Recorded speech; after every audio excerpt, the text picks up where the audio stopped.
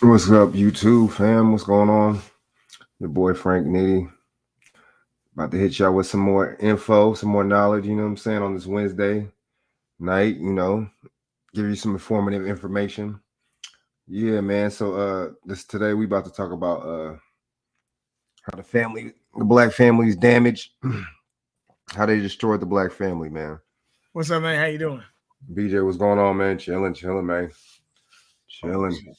You all trying to right? get it. Yeah, I'm all right, man. I'm living, man. I'm out here in sunny California, man. So it is what it is, man.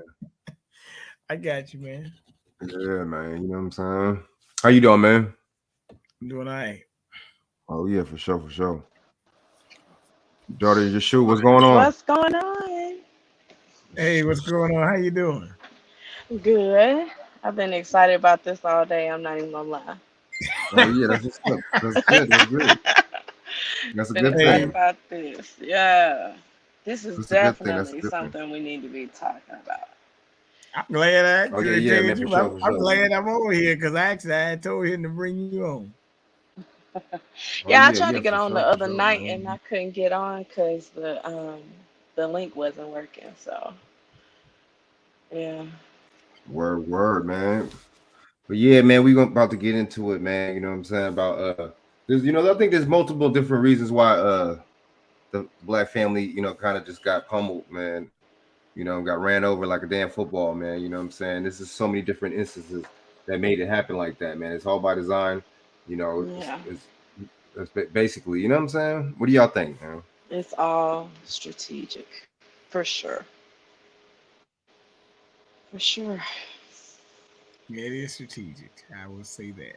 I'm tired of it. Like, and this situation that's going on right now, like with everything with Cynthia G and like the black women are hating the black males, and the black males are now saying we want to murder black women. Like all of that type of stuff that's happening now, I think it's getting to the point where it's dangerous. But I see it from a spiritual standpoint. Like we talked about this the other night, Frank, but it's really getting serious at this point. And I think that strong voices need to stand up now, because if not, I think this is the end. I really do think this is it. I think that everything that they tried over all these years is coming to a head. It's not good. It's not looking good. You are so right. You feel what I'm saying? Yeah, so I'm not the only one that's like feeling like this. And it's sad.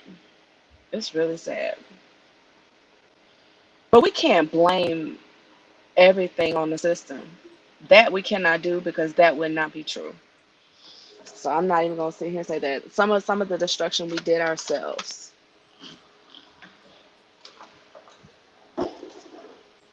Mhm. Yeah, you are so right. Don't just agree with me. Tell me how you really feel. Well, I'm not disagreeing with you. I agree with you. But I look at it from a more bit of a context of that the black family has been divided, but then we also have situations where people just don't listen to the advice they're getting.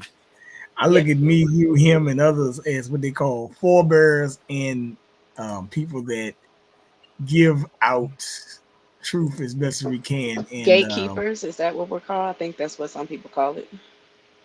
Watchmen, really, gatekeepers, yeah. I guess we're the watchmen, but I guess the daggone they don't watch us. So I feel you, and that's exactly how I've been feeling about my channel. And look, listen, Frank, you have motivated me. I think I told you this the other night. You motivated me to get back on my grind on my channel. Cause I'm gonna be honest with you, I really kind of felt some type of way. Like I felt kind of hurt, because it's like I'm giving the truth. I'm giving all of me out here, honestly, and people not listening. So I had to just go and regroup. I had to I regroup. feel you. Same here, man. You Yeah. ain't the only one. Shoot, why you well, why did you have to regroup when you could just talk to me and Frank about it? Well, I'll tell you what, that's one of the reasons that I kind of been supporting him in the way that I have been, because I know what it feels like to not be supported. I know what it feels like, to like, you really are passionate about something and you want to put it out there, and, you know, For whatever reason, people, and it's like sometimes people you expected to support you are the ones who don't. And Oh, you that's told me like, that before. dang, man. I was just like, family, people, they say they cool with you until it's time for them to support. And then they don't support. I'm not that type of person. Like if I'm loyal. You know what I'm saying? But if it's Not, rare today that you find another person that's loyal, and people are liars. That's another thing. Disloyalty and liars. Well, loyalty, it's I guess they say it has a price when I guess, when people don't believe and you listen to CNN and MSNBC and that dumb shit all day, right? mm, Oh man, there's a mm, lot of delusional people out there mm. drinking the sauce. And see how we say drinking the Kool-Aid, Yeah, your Kool-Aid. how and the thing is, there's a joke. It was like, it was some black people that he did it to because he used Kool-Aid. But see, the thing is, that's that Jim Jones concept. Those people, I mean, honestly, I don't understand where the common sense was at. I don't understand where their intuition was at. I don't understand where their instinct was at. Some of them was parents. A lot of them was parents. I don't understand where I their watched the documentary. I watched the documentary. I saw how he got them. You know what I'm saying? He got them. He played on their emotion. He played on the fact that they were impoverished. Like black single mothers were in there too. He got them because he promised a life. He promised stability. He was a smooth talker. Don't think that he just poured the cyanide in the Kool-Aid. No, he was a smooth talker. You know what I'm saying? And so He was from California too. a lot he of was. nutbags are from He California. was from Like San Francisco, yeah. all the best nuts come from California for sure. When you ain't talking about planners either. I'm not talking about planners, okay? Exactly. So Speaking of Jim Jones, we could let's get a little what's his name real quick, man. Because he killed the family. He messed up the black family. You see what I'm saying? Not as a whole, like every in general, but Jim Jones and did some. Yeah, dude. He didn't kill. He made it to where black babies had to die or their parents had to die or both. That dude was cold, man. We'll just get a couple minutes on this dude real quick, man. A couple minutes real quick, man. Let's see the deception, because this is kind of like what Biden's doing right now. If you think about it, man, this is like, and not even just Biden, but government period, man. This, they've always been. We can always count on them to do it, Ooh, exactly, man. All right, let me get a couple minutes in here real quick. Town massacre, terrifying last moments. This is, by the way, this is Fair Use Act 1976, just for commentary. Jonestown Massacre is the mass murder-suicide that occurred in Jonestown, Guyana, by the People's Temple cult.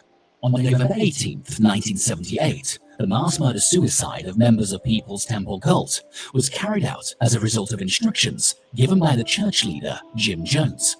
He had earlier hinted in one of his preaching that he loved socialism and was willing to die for it, taking thousands along with him. Not until that fateful day on November 18th, 1978, did he act on his preaching. Jones had earlier moved his members to the compound where he leased lands from the Guyanese government. He kept most of the members hostage against their will and maltreated them. Subsequent events would lead later to the mass massacre of November 18th, 1978. The total number of deaths was recorded to be around 918 people, with the majority of the dead being children, most who were under the age of 17. Jonestown Massacre was one of the most extensive deaths in the history of America. Who is Jim Jones? Born James Warren Jones, but popularly known, Jim Jones was born on May 1931, Crete, Indiana. He was the church leader of People's Temple cult. Jones founded People's Temple cult in the year 1956. The objectives of the church was racial integration with a focus on helping people who were in need. Jones first founded People's Temple in Indianapolis, Indiana, before moving it in 1966 to Redwood Valley, California. Jones had an imagination of creating the perfect communist society in which everybody would live in cooperation and benefit from each other. His ideas were starting to take shape while in California. Despite the considerable success, But they said communism. Communist. What's the difference? What's the difference now and what Joe Biden and his administration is doing? What's the difference? I don't really see no difference. Pioneer, what's going on, man? You know what I'm saying? I think they're trying to slowly move towards communism, you know, because Exactly. I think socialism is the gateway or the doorway to communism. So I Mm-hmm. think that we're on our way. Mm, Well, exactly. it's funny that this happened because the other night I was in a restaurant with my nephew and a lady. I was in another guy, and this white guy across the To the queen. aisle from me. He was talking about George Soros, right? And I said, "Oh wow, you don't really hear somebody." So I asked him, "We talking about?" It. He said, "You black people got the ability to use the world. You should tell Obama and Terry McAuliffe to go fuck themselves." And he said, "We're not a communist nation yet," but he said that. Mm-hmm.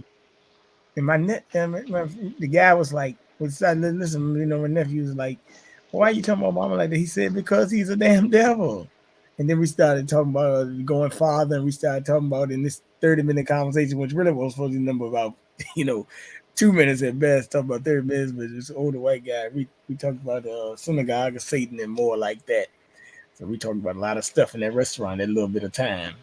But he said that we also talked about the thing that happened in Charlottesville a couple years ago, if you remember, what happened in Charlottesville. What happened in Charlottesville, we were talking about how that really was like kind of like a psyop too, because that really was like, if you go look at it, they said Jews would not replace us and stuff like that. So that really had nothing to do with us, but they used that as a linchpin for everything. And matter of fact, if you look at this Kyrie Irving thing in New York the other day at the Barclays Center, when I guess they said the people were trying to bust in the Capitol or whatever the game or whatever. Hmm. Mm-hmm. If you look at it, they said that was eerily reminiscent of January 6th. But then again, if you think about January 6th, really won't nothing either, because that was like a FBI COINTELPRO intelligence probe anyway. So really, that wasn't really what it seemed to be like neither. So if you get what's going on, you don't get fooled by this little stuff. Yeah, something did happen, but it's not as bad as they make it seem. Like they always make it seem worse than what it is. Like Exactly. like Mm. this morning, 166 children died of COVID, but you Hmm. say you had 6.1 million cases. So that's not a pandemic. That's kind of like almost on the Richter scale of an earthquake. Is almost equivalent to nothing almost. Exactly. But they Exactly. make it Mm. seem so bad. And then I can't, I will say one thing this COVID thing did. To me, it exposed a lot of people, but it made me realize how scared people really are. That's the worst part. Fear, and that's what that kind of sums up everything you're talking about, is that they're fear mongering on everything. It's about cultivating and creating fear in the people, whether that's the constant reminder of the numbers, the constant reminders of the deaths. Like, it's ridiculous. But you have to be able to Mm. see the forest for the trees and to see the truth. And the fact of the matter is, there's only a small percentage of us that are awake, that see the truth beyond all of their tactics. Daughter of Yahshua, even if you claim it's 700,000 people, which is not, because Right. as a matter, it's not even close, because I got a paper downstairs.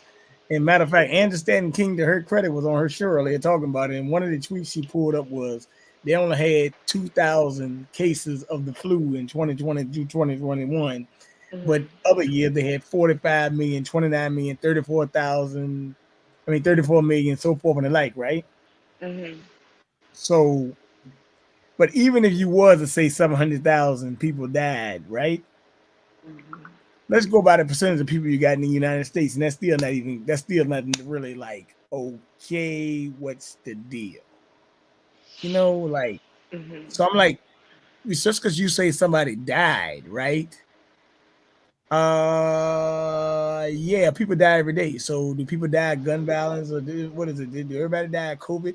And matter of fact, they're not dying of COVID, by the way. Let's go ahead and get this right, okay? Because they are saying to put that on death certificates for money. Doctors Mm. paid big time money to say this crap. Hannibal, what up? Get the right doctor. That's why they're Exactly. trying to ban Henry, Stocks, what up? Emmanuel, the Simon Gold, these type of doctors. I mean, wait a minute. Do I get to have a second opinion? Oh no, the governor of Illinois told me it's no debate on what the best choice is. The vaccine is the only way. Mm. That's right, dude. Whew. That's what he said. So Judah And Queen says that we are buffering, so I don't know how we would fix that. Just to make sure that everybody can hear us okay. My man Hannibal is in the building. I no, sent him the no. video because Hannibal always brings interesting points. And then to his point, Bradley Beal is unvaccinated and played in the Varsity Center, but Kyrie Irving can't play for his team in the arena. Well, to this article I did send Frank earlier today, they are saying that Bradley Beal is not trying to make himself the face of the movement, but neither is Kyrie Irving. You made him the face of the movement. Right. But why didn't you make those 20,000 people out there that march across that Brooklyn Bridge the face? Why you got to bring up an athlete? Because there's regular people out there marching. Kyrie Irving is an NBA player. Yeah, but it's the demographic that you're trying to target. So when you see straight through the truth, you see that they're trying to target the demographic of Black males. And how do you do that is you have to target those that they're looking at, like Kyrie. So that's why. That's what I see personally. Well, it's an article. And matter of fact, we're going to have to exchange emails, something, Dada Yashua, so you come on my show. But it's an article today that came out. And it said 20 black notable people that's anti-vaccine. Okay. So they really started. Floyd Mayweather was one of them, Kyrie Irving. But then two of them on the list, like Cam Newton and Andrew Wiggins, they shouldn't even put them on there because they went ahead and went along with it. And right. Wiggins was trying to defend. I feel you, man. Well, Wiggins actually didn't say it, but he did say what's gonna happen to me in 10 years, though. So,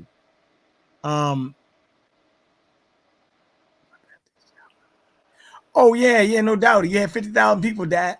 Matter of fact, let me sing you this thing right now, Frank. Before I forget, let me send it to you again because I need you to pull this up on your screen. And matter of fact, this lawyer Thomas Rentz actually said that only 99 million people took the shot. And I kind of believe him because if you say you got 188 million or whatever you say, right? But you forget people are taking 1 and 2 and 3 shots, right? So you're taking 1 and 2 or 3 shots. Yeah, I can say 188 million people took it wherever I want to take it, but I can also do 99 times 2 and get that number too. See, because if you say you got this many people, you wouldn't have that many people out there protesting. See what I'm saying? Exactly. And this is not just in the U.S. This is across the world. Like, they got it in New York. They got it everywhere. You just had a governor that's running for re-election in New Jersey just come out and say the other day that and then you had Obama, who was here on Saturday at VCU, and he was in New Jersey that same day. The governor just said if he wins re-election, he's going to implement vaccine mandates. How nice. I said, this got to be the dumbest thing I ever heard. Damn, you actually said what you about to do or what you going to try to do? Yeah. But he's pandering to the establishment because they're the ones who control whether or not he will be elected or not. So at the end of the day, it doesn't have, they are removing us from the equation. They are removing you and your supposed choice because you don't really have a choice. We learned in these past elections recently, if you really were paying attention, even your vote does not matter. None of those things really matter.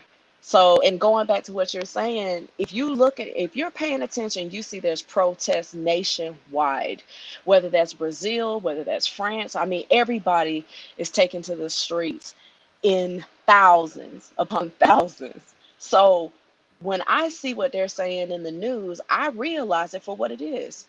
It's leading us into this communist ideal. They're pushing their propaganda. That's what this is. And you have to be able to see the forest for the trees. We outnumber them. We really, truly are the majority. But their goal is to make you feel like you're not. Well, let me say some of the propaganda you're talking, right? Oh, all of the news. I hate to quote Trump, but the fake news, yeah, that's exactly what it is. Let me say something about Mr. Trump on that though, right? Oh God. He actually is right about that stuff being fake, because I'm telling you, Mm. That's like what I'm saying. they used to cut his clips too. So I mean, it's kind of like, I said, yeah, you know what? But I said, damn. Mm-hmm. The crazy thing about Mr. Trump did tell you that everything that was going to happen with Biden is happening. This hyperinflation thing is the craziest part Yeah. ever. Like, I'm like, now you got all these ships docked at sea, right? Uh-huh.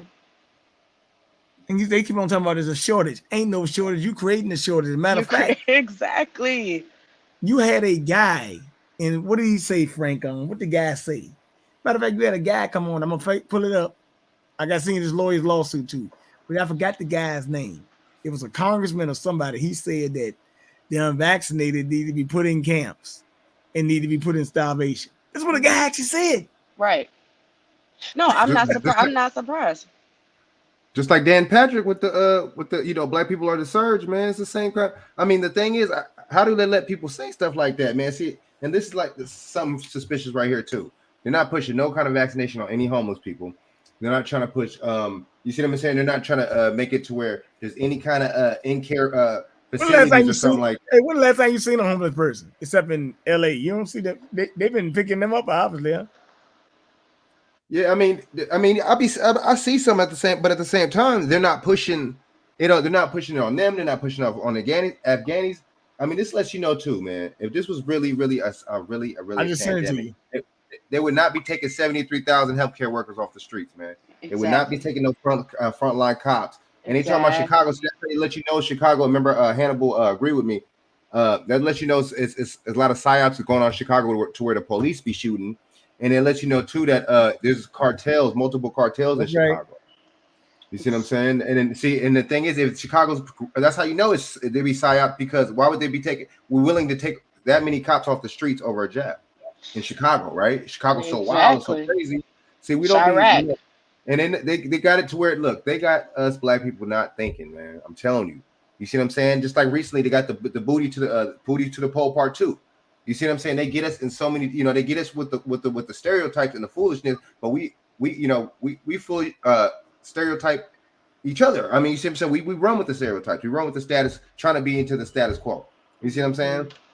But the status right now is being controlled. This is something that telling you, this is all like, I've known Chomsky, even though he even said some crazy shit, talk about, you know what I'm saying, people should be put in camps or something like that if they didn't take the jab or some crazy shit. Noam Chomsky. And this is supposed to be a psychological scholar. We talk about Noam Chomsky. Who said that? What's his name? Noam Chomsky said that, man. And you already know Noam Chomsky's supposed to be on some, you know what I'm saying? He's supposed to be a one of them dudes that be spitting against the propaganda and exposing the Nazi propaganda and exposing, propaganda in the 40s and shit. And for him to say something like that lets you know a lot of these people are bought off and controlled, man. I'm not just saying anybody that agrees with the jab is bought off, but it's kind of funny, man. It's kind of suspect and shit. Kareem Abdul-Jabbar came out of nowhere out of 30 years talking about some stuff, dude. You know what I'm saying? And I think they use him for leverage because his son is in legal issues right now. So it's just like, you see what I'm saying? What are they holding over these people's heads? Or are these people in fraternities and secret societies? Are they really in the boule? Are they really? You're exactly right. Now you've gotten to the point. This is all based upon exactly what you just said. Yes, they are all a part of the establishment. Yes. And if you are in corporate America, you are a part of the Masonic establishment. If you're a part of the government, you're a part of the Masonic establishment. Military, it doesn't matter.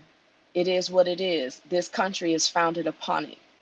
And so, some people will look at me and say, oh, she's a crazy, conspiracy theory. All of these so-called conspiracy theories, I can back up with fact upon fact upon fact. And don't forget, I was once their little token in corporate America.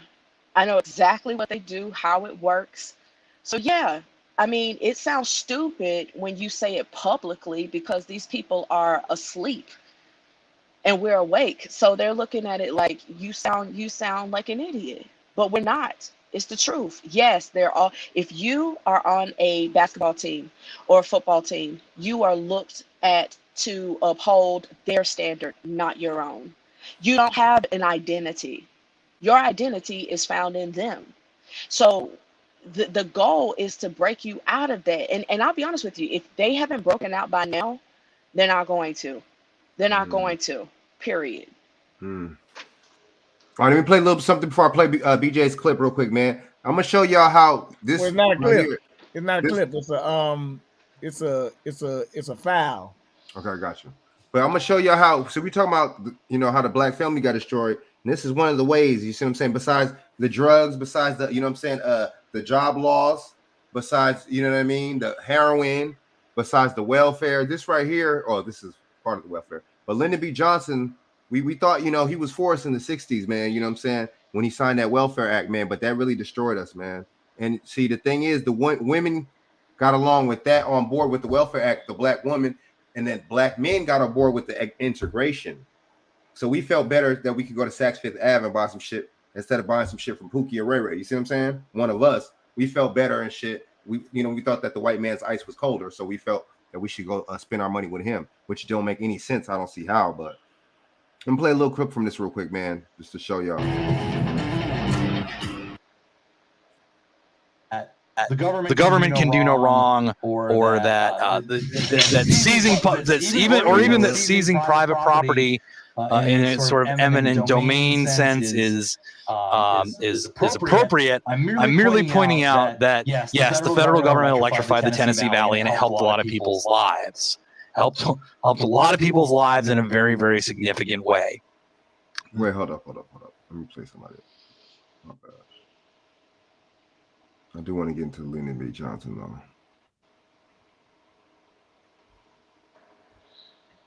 When I think about this, it's like every single president that we've ever had has done this, where they try to push something as if it's good for you, and it's never been good for us.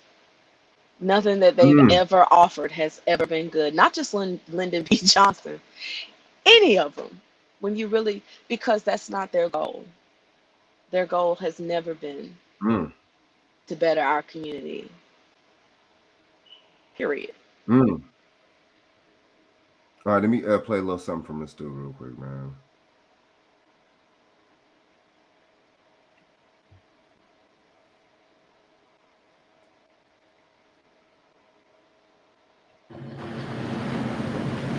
Members of Congress, members of the Cabinet, distinguished guests, my fellow Americans. Today is a triumph for freedom, as huge as any victory that's ever been won on any battlefield. Yet to seize the meaning of this day, we must recall darker times. 3.5 centuries ago, the first Negroes arrived at Jamestown. They did not arrive in raised ships in search of a home for freedom.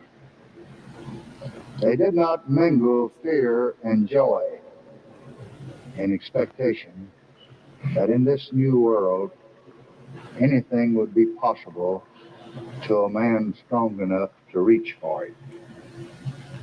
They came in darkness and they came in chains. And today, we strike away the last major shackle of those fierce and ancient bonds. And see, that's how we stay stagnant. That's how we stay stagnant too, man. That voting rights. My bad. I played the wrong. I played when he was talking about the voting right. I was meant to do the Welfare Act, but even the voting rights, man. You know what I'm saying? These acts, man. They got acts and ACT in the end of it. That's an act. It's really an act. It's not in the law. It's not permanent law. You see what I'm saying? The reason why he did that civil rights thing, because just like how Joe Biden is I'll give him a little bit of symbolism, and they'll give me I'll give him a little inch, they'll give me 5 miles. You see what I'm saying? Well, we need to start giving these people so many miles, man. We be giving more miles than a 75 Broham. You know what I'm saying? Man, we give them miles. Right. We be giving them miles, man. We be giving these people miles, dude. And it's just like, that needs to stop. That needs to stop, man. But he did a good job, man. But my bad, this is the wrong one, man. But you see, I mean, I don't know what the hell is going on. But I mean, that Welfare Act was cold, man. He really did. He did a number, man. And he knew. You see what I'm saying? It's like dingling, something right over our head. He knew that that would be detrimental to us. And these people don't give us nothing, man. They don't give us nothing. Like you just said, every president, it's like there's some little form of symbolism. You see what I'm saying? Especially the Democrats. Yeah, I don't even Especially- think it's symbolism. I think it's really in your face once you're awake. Because if you think about it, when we came here after the transatlantic slave trade, ever since we got here, we've been looked as property. Ever since we got here, they enacted Jim Crow. They've always tried to think of ways to George Floyd you, to put their foot on your neck, to steal from you, to rape you, to just kill your spirit. Everything that they do is just that. And now they realize, oh, wait a second, they can read now. They can understand now. So now we got to be a little bit, more shiesty with it. And that's really what has happened. So this whole Democrat Republic thing, that's another example of them, like you said, I think dangling the carrot. Okay. Mhm. Like this last time under Trump, right? Black people were getting murdered in the streets. That's what George Floyd happened on his watch. Black men were being murdered and killed just at an egregious, any amount is an egregious amount. But the murder rate of my people was so asinine under his watch. So we were running from that. Now we run into the hands of Joe Biden, who's killing everybody. Okay. So at the end of the day, when you look at it, it's like nothing that they do is good for my people, period. And we have to come to the understanding of that, including I what you agree. just said, like about welfare. Yeah, they said it like, they're going to be helping families out, but yet you wanted to remove the male from the home, like to be able to do that. That sounds stupid. Everything that they do is to break down the leadership of the Black community. Even J. Edgar Hoover said that the next Black leader that we have, they will give it to us. Okay. So, you have somebody like they kill Martin Luther King, they kill Malcolm X, they do all of those types of things. It is to keep us, I say, under their knee. I agree. BJ, what you think, man? On the situation, man. Oh shoot, I'm looking at this thing with this guy Noam Chomsky. He over there researching. Let me see. Let me see if I can pull it up, man. He was saying some stuff real quick, man. Well, I look at it like I'm looking at this thing from a standpoint of he's saying that you need to find food for yourself. I just sent it to you, but I said, dang, this dude really, really showing his ass. Wow. But Hold on. I do think that we got a lot of stuff here. They want to hang with it. Yeah. So I look at it more so that this thing with Lyndon B. Johnson, I think that really, to tell you the truth, you talking about Lyndon B. Johnson. Now the CIA killed president, so they want Lyndon B. Johnson and Bush and them had a thing of killing it, so they kill your own, they kill you. Exactly. What do savages do? Savage things. Exactly. Right. Exactly. Okay, I'm gonna play this little clip about redlining, man. How they redline the districts. This is Chris Rock. America. If you're on Martin Luther King Boulevard, there's some violence going down. That, of course, is Chris Rock's famous joke about streets named for Martin Luther King Jr., which tend to be in, let's say, my bad. I didn't mean to areas. laugh. It's low-key funny, man. And he's not wrong, because if you look at the way housing segregation works in America, you can see how things ended up this way. Once you see it, you won't be able to unsee it. Okay, let's look at MLK Boulevard in Baltimore. I want to show you how to see housing segregation in schools, in health. But I want to make one thing clear. Segregation wasn't exactly bad for the black family. So I just want to make this clear. But I just said that today. Oh my gosh. My so bad. True. I want to make this clear. I'm just playing this because all down the line or whatever, this was all playing out to how the black family got destroyed. 50s, 60s, 70s. That's when it really in family wealth, in policing. But first, an explanatory comma. It's the 1930s in the wake of the Great Depression. FDR's president. He wants to bring economic relief to millions of Americans through a collection of federal programs and policies. I'll be right back. One part of that deal was the National Housing Act of 1934, which introduced ideas like the 30-year mortgage and low fixed interest rates. So now you have all these lower income people who can afford homes. But how do you make sure they don't default on their new mortgages? Enter the Homeowners Loan Corporation. The HOLC created residential security maps. And these maps, they're where the term redlining comes from. Green meant best area, best people, aka businessmen. Blue meant good people, like white-collar families. Yellow meant a declining area with working-class families.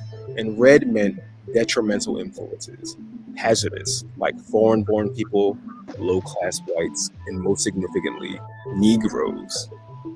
Again and again on these HOLC maps, one of the most consistent criteria for redline neighborhoods is the presence of black and brown people.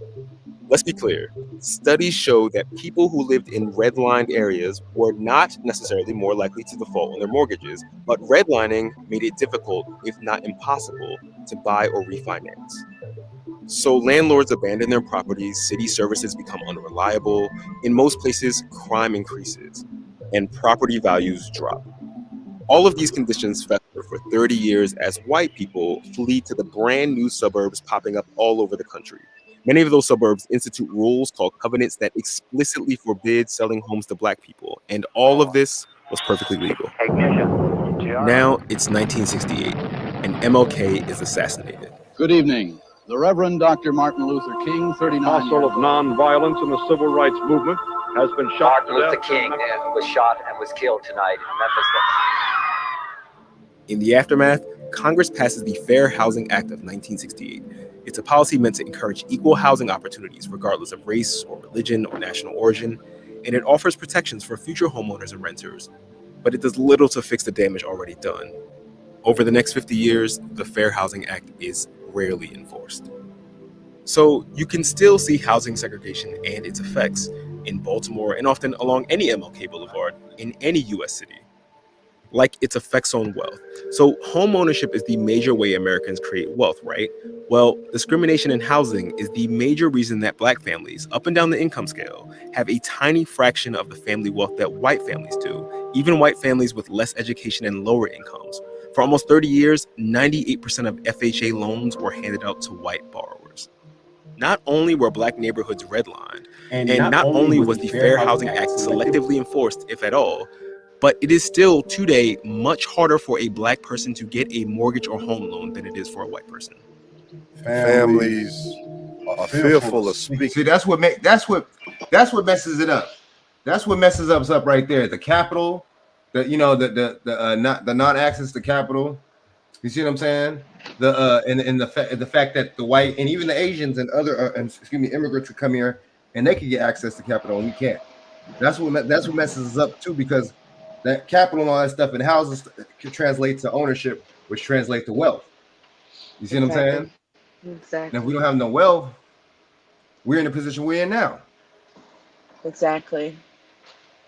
And even when they promised you wealth, because they were supposed to give us 40 acres and a mule, we didn't get that. But even when they promise you that, you're not going to get it. I think about all of the people that come here from India that, can get $200,000, $300,000 when they get here to open up their gas stations and their Dairy Queens and their Quickie Marts, right? Or, all of these different people that come, Chinese, they get $300,000, $500,000 so they can open a Chinese restaurant or whatever they want to do. But when you're here, you can't get any of those funds. And definitely, being a minority. Man, you ain't lying. What's up, Shaq? Yeah, you can jump on. Just told him to jump on right now. There's so Yeah, many man. comments. There's so many comments. They're live in the comments. I just don't want to No. pass them up. Oh my Pioneer. Okay, Pioneer. Okay, let me get these to the comments, man. Bro, Frank, most of these Asians and other groups get their capital from owning their businesses, and a lot of people want when they give them something without what. True, but but they get shit when they come here, dude. So that's I feel you. But then it's like, dude, they be getting the hookup, and a lot of them be getting housing and all that shit too. It's not just black people, right? So we need to, a lot of the Vietnamese people do be, so we can't, I feel you though. And then Judah Queen said, yes, exactly. Shaq, what's going on? Yo, you can jump in if you want, Shaq. Shaq, yo, what up, good people, what up? And then Judah Queen said, boarded up houses, majority in black neighborhoods in Baltimore. Man, and Philly, it seems like Baltimore. Oh yeah, Baltimore is a little worse with the boarded up houses, though. Right. But those two states are bad, man. And what is the more than segregation is separation? Okay, unlike segregation, under separation, you control your own destiny. Ooh. Or aggregation, to where all black people put their money together and do something with this. But we see what happened the last time we did that in Black Wall Street in Tulsa, Oklahoma. They burned it down. So everything that we try to do, I mean, I'm hitting you with facts. Everything we try to do, they don't want us to do that. Just keeping it real. Man, she ain't lying. He said integration, man. Selective inclusion. Woo. Wow, man. For the pioneer, black folks own more businesses under segregation. Man, exactly. Didn't they just so-called integration? That's what I'm saying, man. But who did that? The preachers and the pastors, they destroyed the black family too. But remember, Martin Luther King, before he died, he said, his greatest regret is that he feared that he, integrated his people into a burning house. Okay. Man. So he knew he was wrong. That's just like Malcolm X at the end of his life having an epiphany about, the truth will set you free. But we have to learn from their demise and from their mistakes. We should have never integrated. We should have just continued to be on our own. Because now these mindsets have infiltrated our people so much. That's how we got the Cynthia G's and all of that. We're going to get to that later, I'm sure. But that's how we're even adapting to these crazy mindsets. But I digress. BJ, what you think, man? Man. Do for sure. Yeah. Make it simple, but I'm gonna say this. That pioneer saying they working in the business. What do you see a lot of our people doing? Well, the ones that do that are doing what they want to do, but I mean, I would say this. I think some of us are more scared to have a business, if we got a black-owned business, to do what they call cater to your own people, because a lot of black-owned business I know now, they say, shoot, yeah, you can have black-owned business, but you ain't gonna make it that way. Where you gonna broadcast it like that. I agree. I think it's just a mindset too, just coming from a family with two parents, both entrepreneurs. I believe that it's your mindset. You know what I'm saying? So I definitely can agree with that mindset. I believe that you can make it and you can do whatever it is that you want to do. I'm a firm believer in that. Now, you might have to fight hard as hell to do it. That's been the story of my life. I've been discriminated against, harassed throughout every level of ascension that I've made throughout, whether corporate or just in my life in general. They don't want you to succeed. And one thing I've noticed is we have to be faster. We got to be smarter. We got to be wiser. We got to be, 1,000 steps ahead of our enemy. And you can't mess up. And so that's been the story of my life. There's no room for mistakes as a Black woman in business, period. But can it be done? Yes, it can. So I just have to keep the faith and believe, because we're resilient people. Don't forget, we're warriors. We survived slavery. You know what I'm saying? We've overcome a lot. I believe that we're the strongest people in existence. And if we put our mind together as a people, there's nothing that we can't overcome. I'm not preaching. This is really the truth. All right. I agree. Agreed. Agreed. Okay, so okay. Hannibal said, "What's up?" and what up? And then Judy Queen, she said she's used to it. And then they're not saying anything about the Mayo Clinic athlete. She said exactly. And then Pioneer said, "King BJ, COVID may not have killed a large percentage of the population, but I bet after these jabs, man, a lot more still be dropping off, man." I said more like the corona. I said, and then meant to start, man. Yeah, he said meant to start dropping off. And then Pioneer, they're fixing it to where well, can we agree on something right here? We gotta agree on one thing. Mm-hmm. That COVID was well, actually coronavirus, because COVID is certificate of vaccination ID. 19 is AI. That's the 1 is A and 9 is I. That's artificial intelligence. Look at all the artificial intelligence they're making. But let's check this out. The COVID was just a scapegoat to try to get this vaccine thing kicked off for Pfizer and these companies. Now, has it worked some? Yes, but not to the tune of what you're saying. In that document I sent you, you're going to find out that 50,000 people died on Medicaid. And one of the things in this Joe Biden, with this infrastructure bill or whatever they're trying to do, Build Back Better thing, they're not going to have Medicaid and Medicare in that bill. I heard about. Oh, I seen that. That's right. Damn. What do you think that's all about? Why do you think that is? Trying to collapse the Social Security, to collapse the Social Security system by 2035, but they said they could do it by 2028 too. That's the what's the name? That's the what's the name? What's it? And we call it Hegelian dialect. The Global 21 or no, Agenda 21. Now it's Agenda 30. So Hegelian dialect. But you asked, like, what are they doing it for? And my thought on what they're doing is they want to do away totally with the middle class.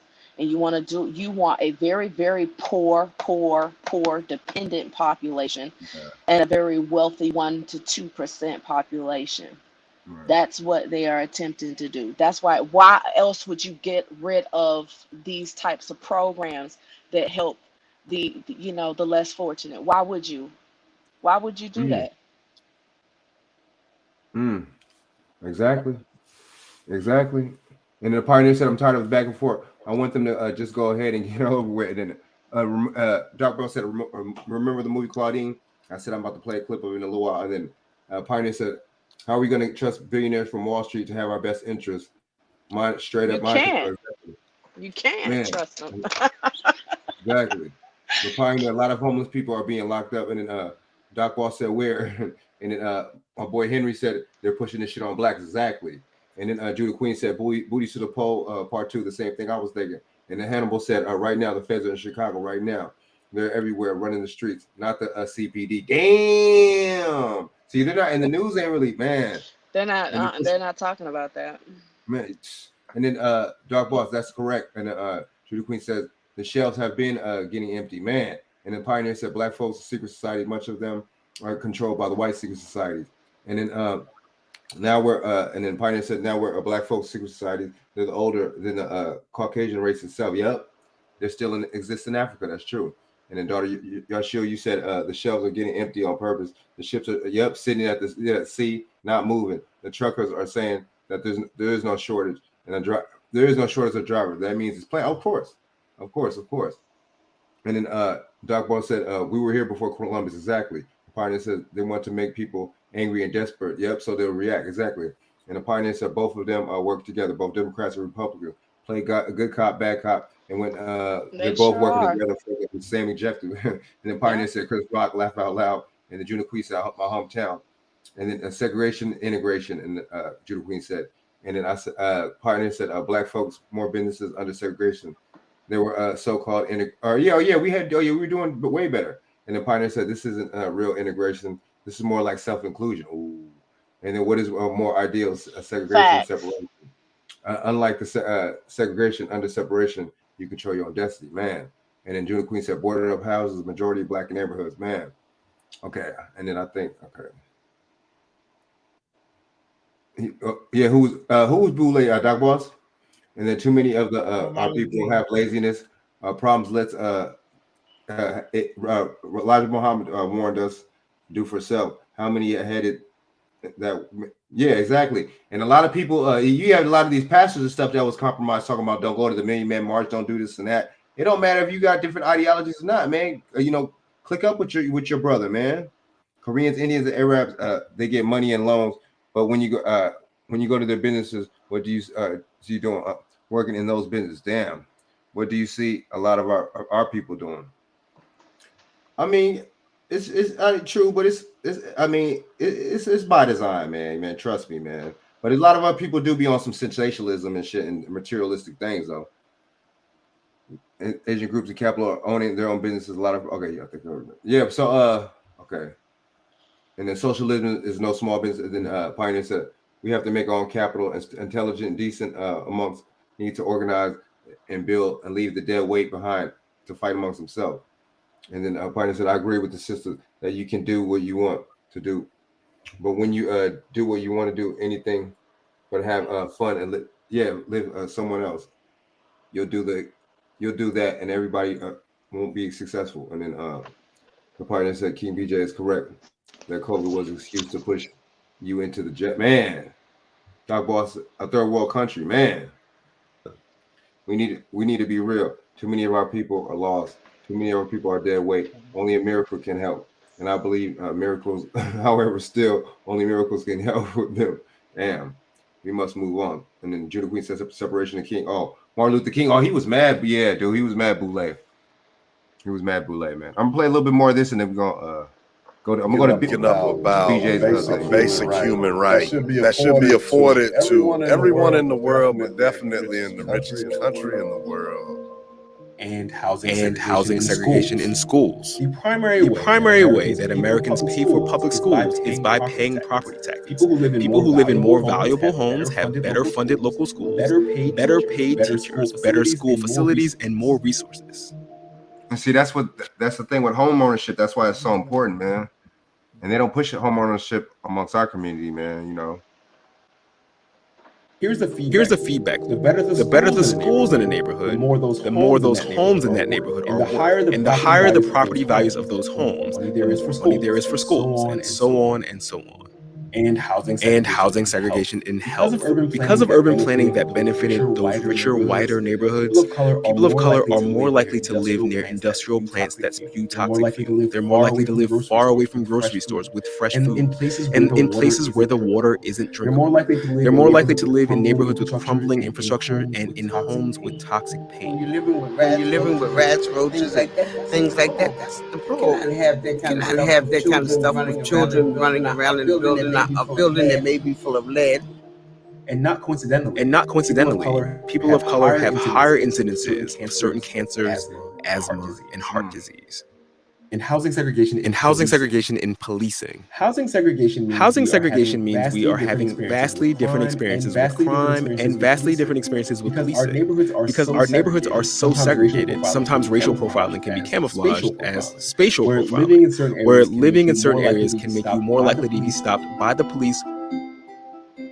And it means that people have a lot of unnecessary contact with the criminal justice system just because of where they live. The problem in our city, the police and the citizens are fighting. They keep targeting my brothers and sisters who don't really have nothing.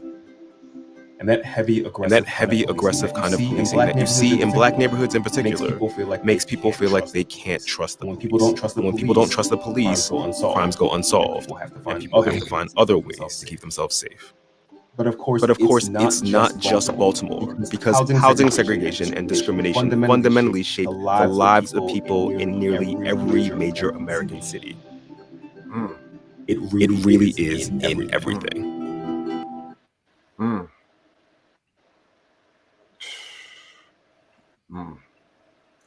gonna play a short clip for this. From this little movie too, right here, man.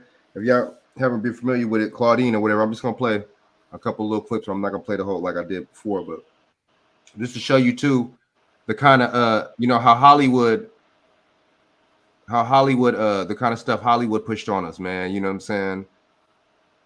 Because Hollywood plays a big role in this too, and destroying the black families also, man. So let me see. So right about here, man.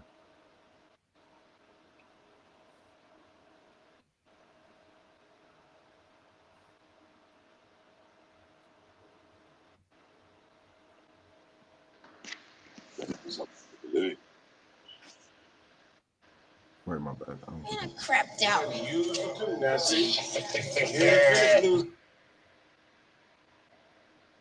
Mr. Class going on a trip. Oh, not now, darling. Later. Did anybody clean that kitchen today? I cleaned it. No, she did not clean it. I cleaned it. Okay. Hey, put that back on. Charlene, put that back on. Mama, they rooting for Tarzan. He up there fighting 1,000 blacks, and they up there screaming, yeah, kick the shit out of him, Tarzan. That's right. You dare use some of that street language in my house. Where do you think you going all dressed up? A date? You ain't going nowhere, Mama. Mama, Patrice can babysit. Babysitting ain't got nothing to do with it. Mama, I told Abdullah I was going to meet him. Who the hell is Abdullah? Teddy, he changed his name. I don't care what you told Teddy or Abdullah. Listen, if I find out that you've been sneaking out and seeing what's his name and smoking that marijuana, any of that, I mean that. Black won't be so beautiful no more. You're just afraid I'll come home pregnant. Oh, I will make me some ain't nothing but a goddamn babysitter around here. Honey, let her in.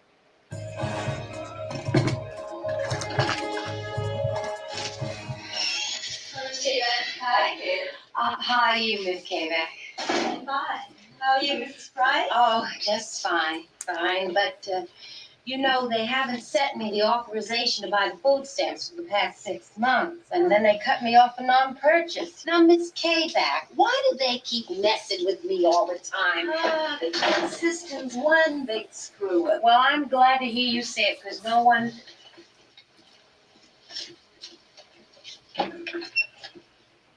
You're the gentleman that's been keeping company here. I'm not mad. I'm just a garbage man. Oh, well, may I have your name, please? Simpson. First name? That's my first name. Oh, your surname? X. Simpson X what? Simpson X, that's it. You've heard of Malcolm X, I'm Simpson X. Say, listen, I want to ask you something. You're supposed to give aid to the dependent children, right? Well, why don't you just go ahead and give aid to the dependent children instead of worrying about who the mother's keeping company with?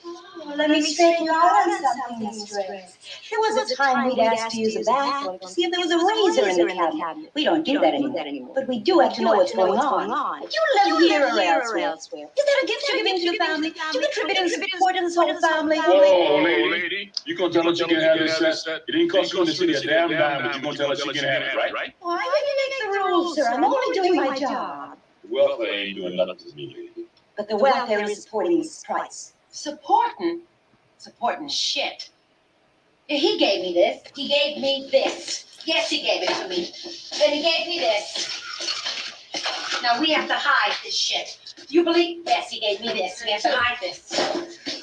He gave us this too, but it don't work. That's right. Now I have to hide my man in the toilet. Miss Quebec, do you hide your man in the toilet?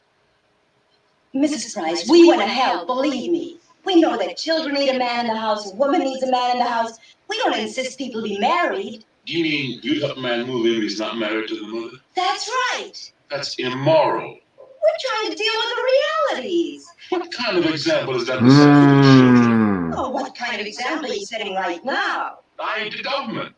We'd love to see you get married. Yeah, I'm hip you would. It would take the government off the hook and put me on.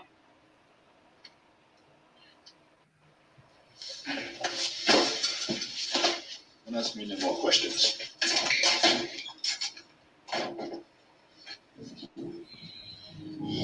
I mean, what do you? I mean, man. I mean, and then you got, on the men's side, you got Superfly, and you got basically, telling black men to snort cocaine, and you see what I'm saying, and just be all in the streets, and you see what I'm saying, and pimping, and I mean, that blaxploitation films. I mean, they may have saved Hollywood, but they didn't do too many. They didn't do us any good, in my opinion. It was great for great entertainment, but at the same time, a lot of people was gullible enough to actually live this out. You see what I'm saying? Yeah, they're still doing it. Right. And look how she said the realities. So so they were saying that, but that's true, but then it's not true, because even 60s and the 70s, 60s, 50s, there was more black marriages than white marriages. So true. That was manufactured. Yeah. Yeah, I think there was just a lot of marriages in the past period, just because that was just the climate of the times and what was socially acceptable. You know what I mean? But down, like what you were saying with all the black exploitation films and stuff like that, it's still happening today. It's more so just in the music. Go ahead. My man, Pioneer. Oh man, he said Buffalo was topless in that movie. It was still PG. James Earl Jones. Yeah, Pioneer. And Judah Queen said my mother introduced me to this movie some years ago. We have it on DVD yet. And the thing is, man, you know what I'm saying? It's just like, Al Jolson was doing the stereotypes back before, you know what I'm saying? Now we're doing it, man. You got Love and Hip Hop that destroyed black families too, man. So I'm gonna play this little clip or this thing with this attorney was talking about real quick, and I'm gonna go back into what's his name, man. We'll go back into heroin in the 50s and 60s, man. How that destroyed black families too, man. All right, so we go into, let me see, or so-called black families, I don't want to use that word, you know what I'm saying? We're just using it figuratively, you know what I'm saying? I don't want nobody to be pulling out a law dictionary on me now, you know what I'm saying? All right, now BJ, what we got over here? Just go down.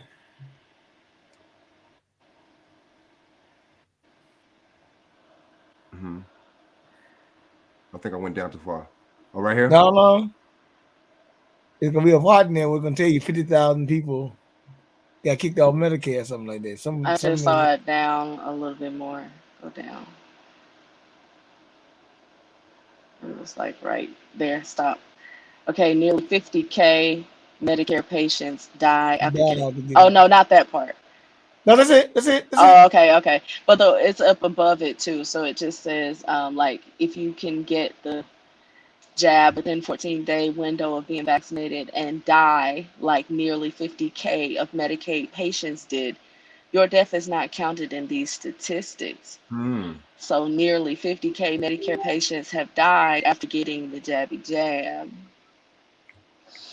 This definitely proves that Biden and his cronies at the DHHS are outright lying when they claim that this is a crisis of the unvaccinated. And it's just the opposite. It is a crisis of the poor Americans that believe the big government, the big media, the big pharma, and the big tech when they promoted lies that the jabs were safe and effective. It is unquestionably a manipulative marketing for profit and power scheme at the expense of American lives. That's true, Pioneer, what you just said. But yeah, that's crazy. These people be manufacturing, man. These people be manufacturing. I mean, I just don't understand why, they'll call me probably like or you or BJ or somebody, conspiracy theory or something like that, for pointing this out. But it's the obvious, it's right in your face. Yeah, the truth shall set you free. And we're not stupid. So it doesn't matter if they point it out and say, oh, you're wrong, it's a conspiracy. I don't care, it's the truth. And that's where we have to become more forceful with it. Because you see how forceful they're becoming with, before long, you're going to be in a gas chamber. Just like with what's his name? Who killed all those people and starved all those people? I can't think of his name. Hitler, yes, thank you. Before long, we will be, all the old Walmarts will be turned into a freaking facility, and that's what we're going to be if we don't stand up against these crazy people. And to Pioneer, yes, the black man was like the bomb in those movies back in the day. So I loved some of them too. My dad made me watch some of those movies. Are you on it? Oh, Hannibal want to join? Yeah, man. Let me get him on. Let me see if I can get him on. Hold on. Let me copy. And Judah Queen made a comment that they normalize single mothers, and I agree. They do. I mean, outside of like the Cosby Show or something like that. Yeah, you'll always see that in movies and on TV. But anyways, go ahead. Yeah, my boy Instrumental Keys, man. You know what I'm saying? This is the cat that made that Coon song. You know what I mean? a lot of times Jason Black be using it or whatever, man. This is my boy right here. Check him out on Instagram. He made a song called Coon. Yeah, check it out, man. It's dope, man. It's tight. Check it out, man. Spotify, all that, man. iTunes, you know what I'm saying? It's dope, man. Even on YouTube. I definitely will. Let me write that down right now. It's dope, man. I like it. All right. Hey, you know, but yeah, thanks for supporting, man. You know what I'm saying? Damn, you saw the gas chamber at Walmart. Damn, try to see if you can get that one for me. But see, no, I didn't say there was a gas chamber at Walmart. What I'm saying is, no, Judah Queen said that. Oh, okay. Well, I didn't know anything about that. Yo, Hannibal, what's going on, man? What's good, y'all? Y'all hey, hear me loud and clear? How you doing, man? What up, BJ? What's up to everybody? He in California with you, Frank. So you got some help. You got some help out there. He in California with you, so get ready. You got some help. Word. No doubt, man. No diggity, man. You know what I'm saying? I gotta look that up about the gas chambers, man. That's crazy. I did see the coffins, but I didn't see the gas chamber. I saw the thousands of coffins they have in the back. But I wouldn't be surprised because that's what they're gonna try to do. Yeah, this is all leading towards something. And this dude, Noam Chomsky, right here, he should be ashamed of himself. See, that lets you know some of his information. You got to watch some of the information that he gave you. You got to really do the double research. The stuff, all the propaganda. Because this dude was a big propaganda. I mean, he would tell you about propaganda and shit, man. He would lay that kind of information down. And if he's pushing that jab, that Larry Holmes, you know what I'm saying? Then I got to look at you funny, man. Just like certain things that David Icke said in the past that wasn't completely 100%. So you got to watch some of these dudes too. That they give you the half truths and half what's the name and the lies, man. That's all. The truth and the half truth. Just like so let me see what he's. Is it a video with this, BJ? No, it might be at the top, but I'm just telling you. I was just. It's just an article. Mm-hmm. It's an article. It is a video in there at the top, like a graph. But I was just telling you to go through these files later when you get a chance, and you'll see them, and you'll be like, "Dang, they dropping some." This guy dropping a lot of information. He also said this is the guy that told you 30% of the people, only 30% of the people took it, and a lot of other people are not taking it. And there's a lawsuit right now for these 50K that died due to the negligence. There's a lawsuit active right now. So class action lawsuit. Yeah. So we'll see what comes of that because all these, when they get to the Supreme Court, all these cases have been shot down. So we'll see what happens. Man. Yeah. So Hannibal, what you got? You know what I'm saying? What y'all taking on this, man? Let me get away from the busy street, man. So I don't want to put all that noise on the street yard, but you just gotta be independent, man. Still be an independent thinker at this point, and don't fold to the pressure that they trying to put on everybody, because it is at this point it's not a conspiracy. They really trying to, wipe a lot of people out, man. At this point, it's right there in our face, but I mean, it's like it's been normalized because everybody been talking about this for years, even before we was born, and now it's here, and people don't know how to react to it. People don't know what to do, or they just still don't want to believe it. But it's in your face, man. It's just like at this point, the younger people just got to correct the mistakes that the older people made. A lot of them didn't make mistakes. You just got to clean up the mess. Because I'm not for the act like everybody back then didn't know what they was doing.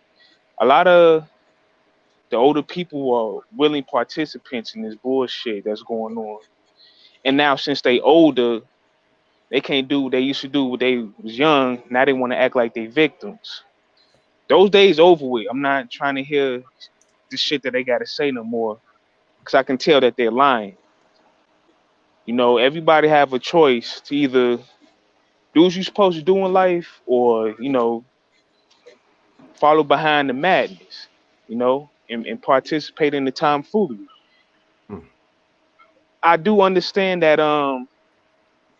the social programs and all of that stuff happened, But I won't sit here and act like these people wasn't willing participants on kicking out the men in the home. I'm just not trying to hear that. You cannot fool me. It like they didn't come in your house with a gun to your head and tell you to kick your husband out. No, you did that because you wanted to. They came to your house with a gun to your head, man. You know what it was? But I'm just saying, like the government cheese. That was the gun in your head. Right, but that wasn't that. That right there didn't make sense to. I know. I know, but you got somebody in the house that's making money, willing to take care of you, but you want to throw them away for food stamps and Section 8. So I just don't. I'm not giving them no more excuses at this point because they passed that on to the Generation X, and then they pass it on to our generation. Even though a majority of us now we starting to see that it's bullshit, and the younger people, they really do want to have families. They didn't want to have families back then. I don't care what nobody say. You just didn't want to have a family. And you all are the group of people that push abortion, right along with the pastor, what's wrong Margaret with Sanger, is my right and to all choose? of this stuff. You said what? Hey, look, it's mighty funny you talk about abortion. They say that you got a right to choose with that, but then with the shot, you don't have a right to choose. I'm confused. I'm just asking. Right, and I was about to bring that point up. This is the same group of people who helped them push abortion. Now they want to tell my generation that we need to get the shot. Like this, like make it make sense. So it's like my generation, we the ones that's saying, nah, we don't want to really do that. Now you got certain Gen Xers, they not with it, but they outnumber us when it comes to either we don't want to take it or we do want to take it.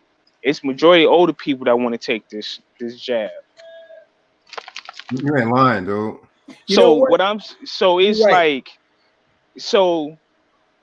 it's up to us to clean up the slop, because I'm not afraid to tell my age. I'm 34. All through my teenage years and in my 20s, I heard all these older people run their mouth and tell lies. At this point, I don't want to hear it no more. Right. They didn't push too many agendas on us to the point where we keep starting over from square one. Right.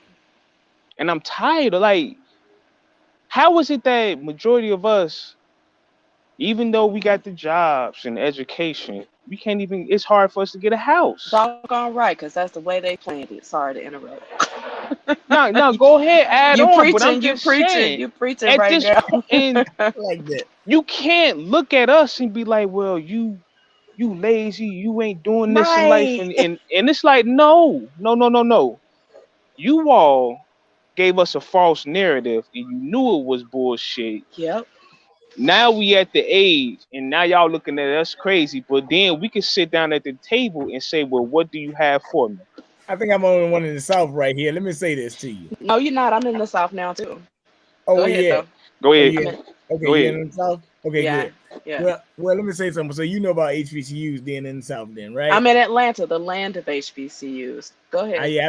I just was there about 5 months ago. I was in Atlanta 5 months ago. But let's put it this way. Yeah. I'm down here in Virginia, Dad. You know, Howard University's right up the road, right? Yeah. So you mean to tell me that y'all up here complaining at the campus because y'all saying you got mold at Howard University and Howard's supposed to be on this procedure? Matter of fact, the vice president of the United States claims she went to Howard University and she's an AKA and all this, but why can't you just call Kamala Harris and say, hey, man, I got mold in my school. How did it get this bad to this point where students are out there sleeping in tents on campuses? What they said was they don't have any generational wealth, or they don't have any what do they call it when the people that give every year, they don't have a lot of those. But alumni. It's not Philanthropist too. It's another term, but I don't know what it is. But basically, Philanthropist. yeah, something, but I don't know what it is. But that's the basic idea: is the people, Right. the millionaires to get the money. But the issue that I have with that too is that if you were paying attention to the HBCUs in Atlanta, I think Oprah recently had given like 10 million. There was another billionaire black guy that gave like 2 million, 3 million. Yeah, there was so many like millionaires and billionaires that gave, but Denzel Washington, that gave so much money this last go around. So I don't understand why they were having those issues.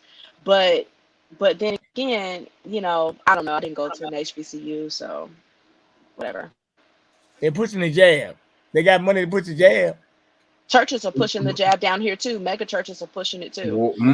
They're all a part of the establishment, though. If you're taking money from Zaddy, if you're taking money from them, then you're a part of Uncle Sam, aka Daddy's establishment. That 501c3.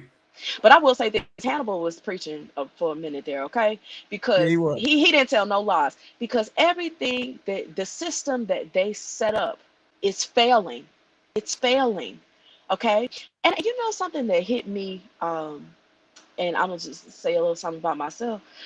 I checked into my Social Security, and you notice that they said my age group, we may not even have Social Security when it's time for us to have it. But I just recently checked it. And then my parents are the age to get it, and I looked at what they get versus what I would be getting. I would be getting more than them. Let me tell you something. That tells you right there, I put in so much more money, and I'm way younger than them in the system right now, and I may not even get it because of how they did the whole system. There's not enough money for everybody, but that's crazy. Or I worked my whole entire life and I should be able to buy the things that I want. But see, the ideology, like I was talking to my mom the other day, the ideology that older boomer, because it was a boomer generation that did this to us, but their ideology is just keep work if you want more. We're not slaves though, dog. That's what they're trying to do to us. No, absolutely. And listen, 4 million people, I said 40, 4 million people have walked off their jobs because they say no more, dog. That rest that God really, I believe God did it for us, that he gave us that break. And a lot of people had an epiphany when they were on that break during the pandemic. And they realized the money that I'm getting, even if it's 6 figures, it's not worth what they're putting me through. It's not worth like not seeing my children or not, having a family. So that's why people aren't going back to work. Let me say something about that too. When you finish, go ahead. No, when you finish, go ahead. No, I was landing my plane. I was just basically saying that. This one gets me hot though, because it's like, they're trying to paint the picture like people are lazy right now. Like, okay, we were fighting for $15 an hour for food service, the McDonald's, the Burger King workers, right? You didn't want to approve that. Like, they weren't worth that. They need to make a living too. But now, what is this I see? So McDonald's, you want to offer a $300 sign-on bonus, like, and $21 an hour? So you did have the money the whole time. You could pay people the whole time. I'm not buying it. And I really do foresee that people sitting out and not participating anymore will be the cause of this country failing. Period. And I digress. And I welcome it. Well, let me say this to you. See, the other day I told you Barack Obama was here in Richmond, and he said the daggone unemployment is getting back to pre-pandemic levels. And I'm like, wait a minute now. Am I stupid or am I stupid? Because I know that daggone 10.4 million people is not working. Actually, 4.1 million since August. But you got a lot of factors there. So it's some of it is because people saying I'm overworked. Some of it is because I'm not going to take the jab. So you got some people just saying I'm just going to make my own money. So you got a whole lot of factors going on in there. Yeah. But since I look at it like this, I don't think that we understand that this is kind of like the fight of your life. And some people say I'm never alone. When you hear, listen, this is what gets me the most. Yeah. First of all, anybody can tell something wrong, but if you can't tell that the majority of the people that are doing this are firefighters, police, corrections officers, military, family, firefighters and so forth and the like, right? Nurses and doctors too, right? Yeah. The first thing you got to come in your mind and say, if you're a baby boomer or you a little bit of an age that took this, why are so many people that are looked into as the higher people of society, nurses, doctors, rebelling against this? Like they said, 70,000 nurses. They talking about 10. You got so many people in New York, 70,000 nurses. That's really just a small percent. But you got 7,800 teachers too. So you're saying it's a small percentage, but that is a big chunk of your nursing establishment. Nurses don't just grow on trees, Jack. Okay? So that's a big problem. You had over 20,000 people marching across the bridge in New York the other day. So when you have all these problems, you got to realize something is wrong, and you will, and I'm telling you, you will have a healthcare crisis. I mean, what they say, Texas just said today they're gonna start letting people unvaccinated give their liver out, but they're trying to tell the people, and this is the thing that's going on. Ivermectin is being used for those who took the jab, but they're not giving it to the ones who haven't. They are giving them remdesivir and leaving the hospital to die because they get a 20% Medicare add-on, and you can get $40,000 if that person stays on ventilator for 4 days or more. So they're getting paid. Exactly. The guy for Pfizer just told you they just told you you're gonna have to take a 4th shot. Wait a minute, hold on, man. I ain't even took one. Right. 4. You mean 4, 5, 6, 7, you have 8. to take a shot every 3 months. The way he would say something like that too, like annually. Wouldn't that mess up your immune system? Not I mean, damn, you going back to back. Yeah, I'm just not. Yeah, it's gonna mess it up, all right. Mess it up until you casket sharp and dead. That's the point. Yeah. At this point, I'm not talking tough or whatever, but people used to say, make sacrifices and risk it. I'm willing to risk it at this point. Me too. I just don't want that. I don't want it. Me neither. And if things come down to what it is, oh well.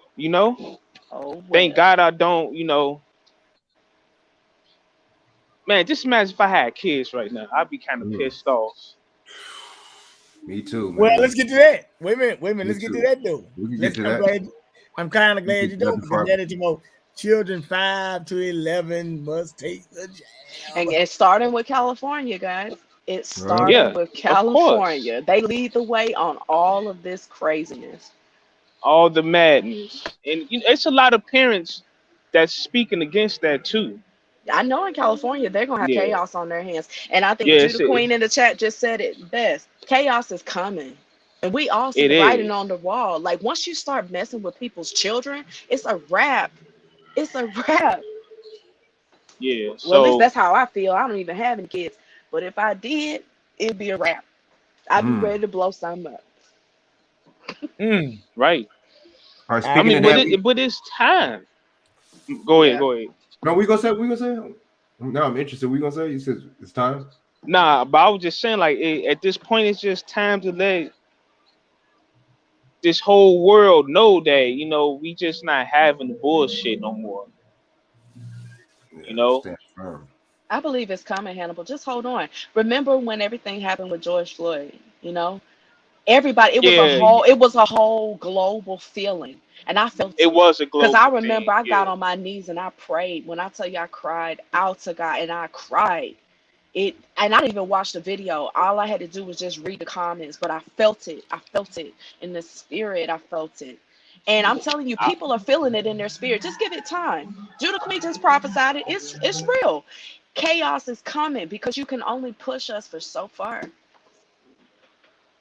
Okay, let me say something about this chaos you jump on here though, that you got. First of all, I said when anytime you say 5 to 11, that's like war. But then they don't think they're just going 5 to 11, and then they're gonna come down to the babies, the little babies, right? Yeah. Then they go, because they already saying we need to vaccinate pregnant women. You know, there's no danger for them. But then I thought about it. You know that what's that old commercial we used to have? Oh, mix and match. You know, mix it. What do you mean mix and match a shot? Are you crazy? Wow. You sound like a goddamn fool, man. Right? Yeah. Mix and match a shot. What is this Yeah, like? dude. Mix and match some ice cream or your fries or whatever the hell you doing? What are them stupid ass commercials they have? Mix and match and all this shit. Get 2 shots for $1. And all. What the fuck? But I'm just laughing at the thing. I said this shit. But to me, I'm gonna be dead on with you. This vaccination push has been the most corny bunch of crap I've ever seen. But it's so fucking trendy, man. Like it just. Like it's corny. It's corny. It don't make sense. That comment right there, I want to understand what that comment means, Doc Boss. That was phony with George Floyd. What you mean by that? Because at the end of the day, I don't care if he was a drug addict. I don't care what he did. At the end of the day, I don't think he deserved a knee on his neck. And period. Oh, he's saying it's a psyop. That's what he's saying. He's trying to even clarify. Even what if does that it mean? Even if it was a psyops, at the end of the day, like the man shouldn't have lost his life. Period. And on top of that, you know, this was to push Biden get into the office. Yeah. So, you know, I didn't appreciate man, just that. I didn't either, because you don't have to go that route to push your election. I don't care if he did drugs or not. I don't care what he did. At the end of the day, that type of maneuver should never be done on anyone. Why would you ever need to put a knee on somebody's neck? But I digress. I'm gonna try to digress. But really, I'm not feeling it. They should have never done that. Period. And actually, they probably should have did more damage than what they did. You know, because I know they tore up Atlanta. I know they tore up Atlanta and burnt part of it down. At the end of the day, we're not feeling it. So I don't know what that meant about it being phony. I don't really care what he did. What he's trying to say is that it was a psyop. That's what he's trying to say. Like that was. What does that mean? Break that down for me. I don't know what that means. Psyop is a psychological operation they use to try to push an agenda. That's what he's trying to say. Might have been, but you did the wrong thing. In period. And I need them to know that they need to stop coming for my people. And I'm waiting for my own people to stand up. Like Black women cannot be the only ones out here, you know, being outspoken like this, period. Because then we're labeled as being masculine and all these other things. Like, you know what I'm saying? But at the end of the day, we have to stand up against this. I'm really tired of it. I'm really tired of it. And I was like, how much more can we take? How much more can I take? He said it wasn't real. No. Hold up, pause. He said it was not real. No. Pause. He said it was not real. Let me tell you something. I had a Caucasian lady. I had a Caucasian lady tell me that, like, as soon as I had just came back to Atlanta, and she and I had been friends, had been on tour together and everything the same. And she told me, looked me in my eye and said, you know, George Floyd didn't die. He was a paid actor, and there was witnesses that saw him get out of the ambulance up the street or something she said. And I remember just being in her daze, looking at her like, are you serious? Okay. I'm not going to touch that one no more. I'm not going to touch that. Nah, don't. You know, that's silliness. A lot of that stuff is silliness, but you know. So the whole funeral was fake too. The whole tears from his daughter is fake too. I guess, you know, seeing his body there, I didn't even watch the video. I didn't watch the video, but I read the comments and people saw his spirit leave his body. So I guess that was fake too. That's the best acting I've ever seen then, or people have ever seen, if it wasn't real. So where he at? On the same island with Tupac and Elvis? Where he at? Yeah, these people crazy. Honestly, I just thought it was kind of weird how I'm gonna keep it 100. I just thought it was weird how the cops neighbors didn't even know he was a cop. I thought that was kind of funny. Which one? The main one. Oh, they didn't know he was. I had a cop that lived in here, and I knew. Yeah, but we be looking for cops. We be looking for. I mean, but look, my thing is this though. There are look. I mean, we can't get this twisted though. There are psychological operations. There are paid crisis actors. That If is you look it true. up, I can look it up right now. This crisis act is something called www.crisisactor.com. Before you can fucking get paid. No, It's like I a agree. casting I call. agree with So, I you. mean, you Yeah, never but know. we know how. I agree with you. I think we should know how a dead body look. Yeah. Like, you know, when the person is really dead, like you can see, like, damn, that person just died right there on that concrete. Right. And And it's different from watching somebody just laying down there. You know what I'm saying? Have you ever saw somebody pick up a dead body? You know, like the limbs is just jiggly. It's everywhere. Dead, but Like, soon as you pick it up, you know, like, yeah, that person dead. And that's So pretty you much know, what happened. so the crisis acting, that's true. But George Floyd, that really happened. That And I really just don't like happened. when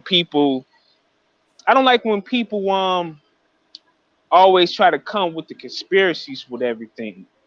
Especially when we saw it with our own. My 2020 vision saw it. So especially when we saw it with our own eyeballs, it's different if we didn't see it. But I mean, I don't know. We gonna leave that one right there because that'll take us on topic all night. Right. Yeah, but what I wanted to speak on Chicago too. Because you brought up Black Lives Matter and the whole George Floyd thing. This is just my opinion. That happened to take the police out of the communities, and now you got the FBI in these communities right now, and they doing the sweep on everybody, and it's going on right now in Chicago as we speak. That's just my opinion, because I just find it funny.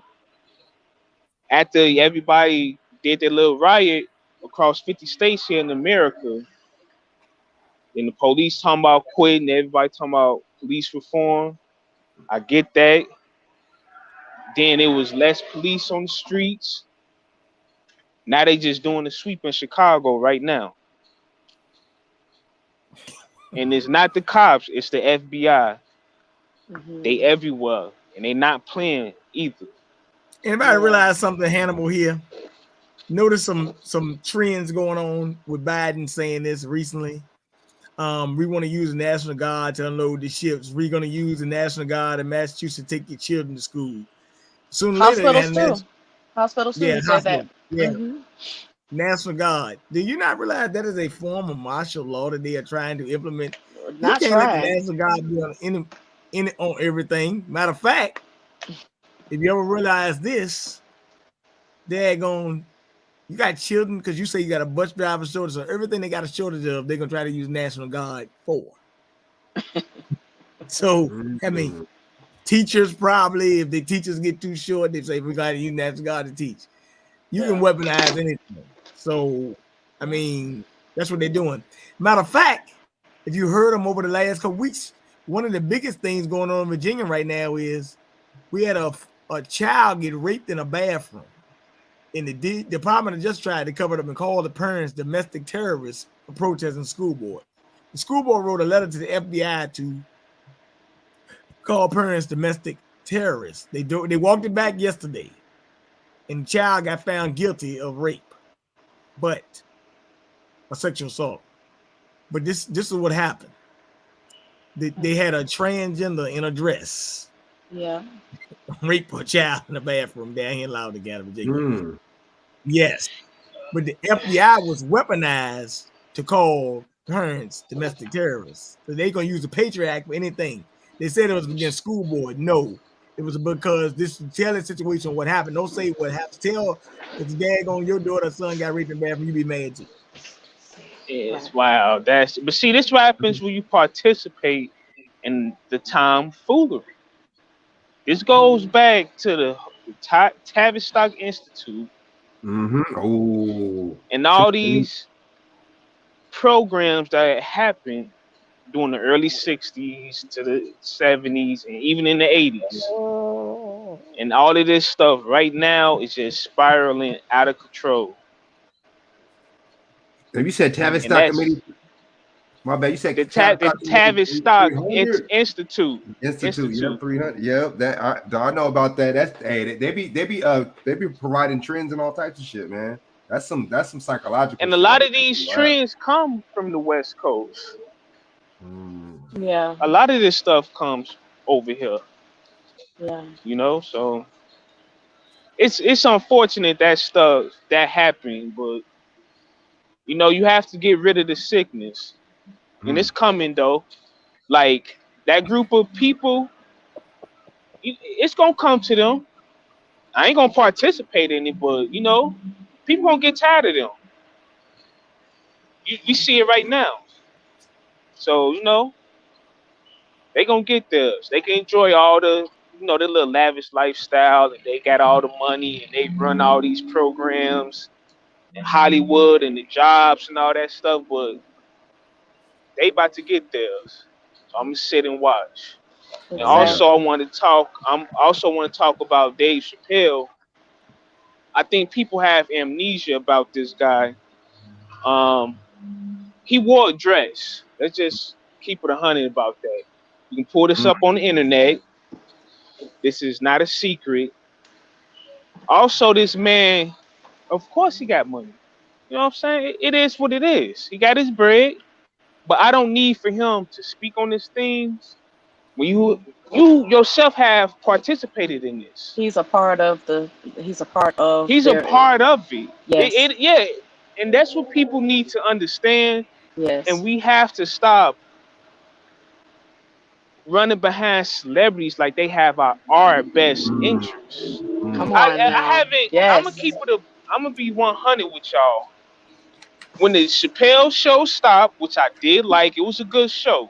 Mm-hmm. And they said he went to Africa and smoked crack. That was the last time I've listened to his stand-ups or anything that he had to say. And you know, he went on this little hiatus and then he came back or whatever. And you know, I saw a few clips because people put them on YouTube, and I'm like, this dude is bought and paid for it. Because this industry lied on you, try to ruin your image, and then you come back to this industry. So who really, you know, they control you. Yep. You don't stand for shit because you would have never came back on their stage to entertain them. And then we can use this excuse saying that black people don't support each other. All right, whatever. But look at the people that's in the crowd. Do they look like us? Nope. A good point. Very good point. Very good point. And I was thinking about everything you just said earlier this week. Every time Chappelle do this little thing, it's always the palm colored people there. But these the same people who said that you went to Africa to smoke crack and you lost your mind and all of this stuff, but come to find out, he got tired of their BS. He just turned down the money because he realized that they was actually laughing at him. But you turn around and you come back to these people, you still entertain them. So, and I always ask myself, how much money do you need in life? Good point. Good question. I don't, you know, hey, you can make as much as you want, but you shouldn't have to compromise yourself. Because if I had 80 million and they want to do that to me, I'm about to disappear. I got 80 million. I don't need to continue to do comedy no more. I don't need to entertain y'all no more. Y'all said what y'all said, did what y'all did, I'm gone. I'm about to live my life. And y'all gonna keep on saying, well, where he at? Where he at? I'm not coming back out of retirement or nothing. So Dave Chappelle is full of shit. It is what it is. I agree. And he been down with it. Like, that's like me saying I won't wear a dress, and then y'all pull up an image or a clip of me in a dress.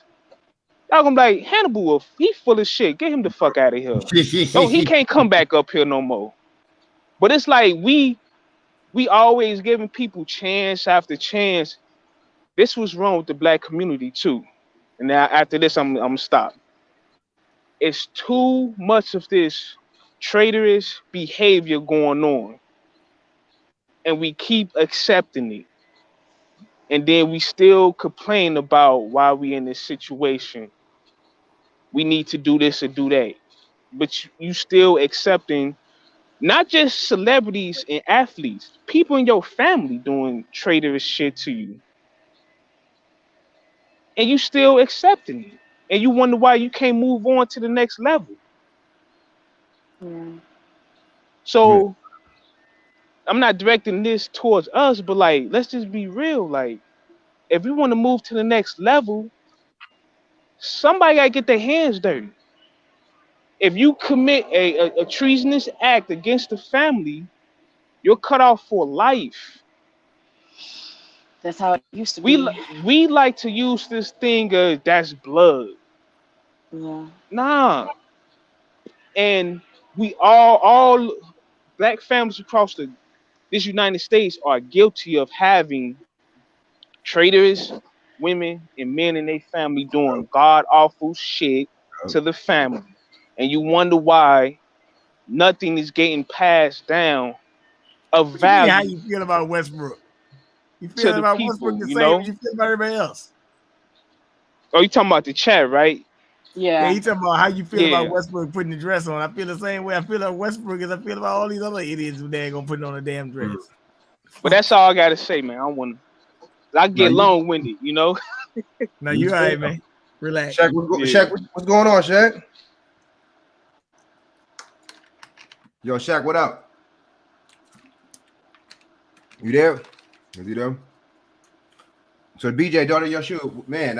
Yeah, he's He right. dropped a bomb. Like, he said so many Right. things that it's just like, I'm just, I was thinking about this one comment Pioneer said. He said, once they convince you a man can be a woman simply because he identifies as one and calls himself one, soon you'll have white people identifying and calling themselves black. Well, you know what I happened to see? I happened to see a guy They already do when they're already doing it. Oh, so that's what I was gonna say. I just saw that.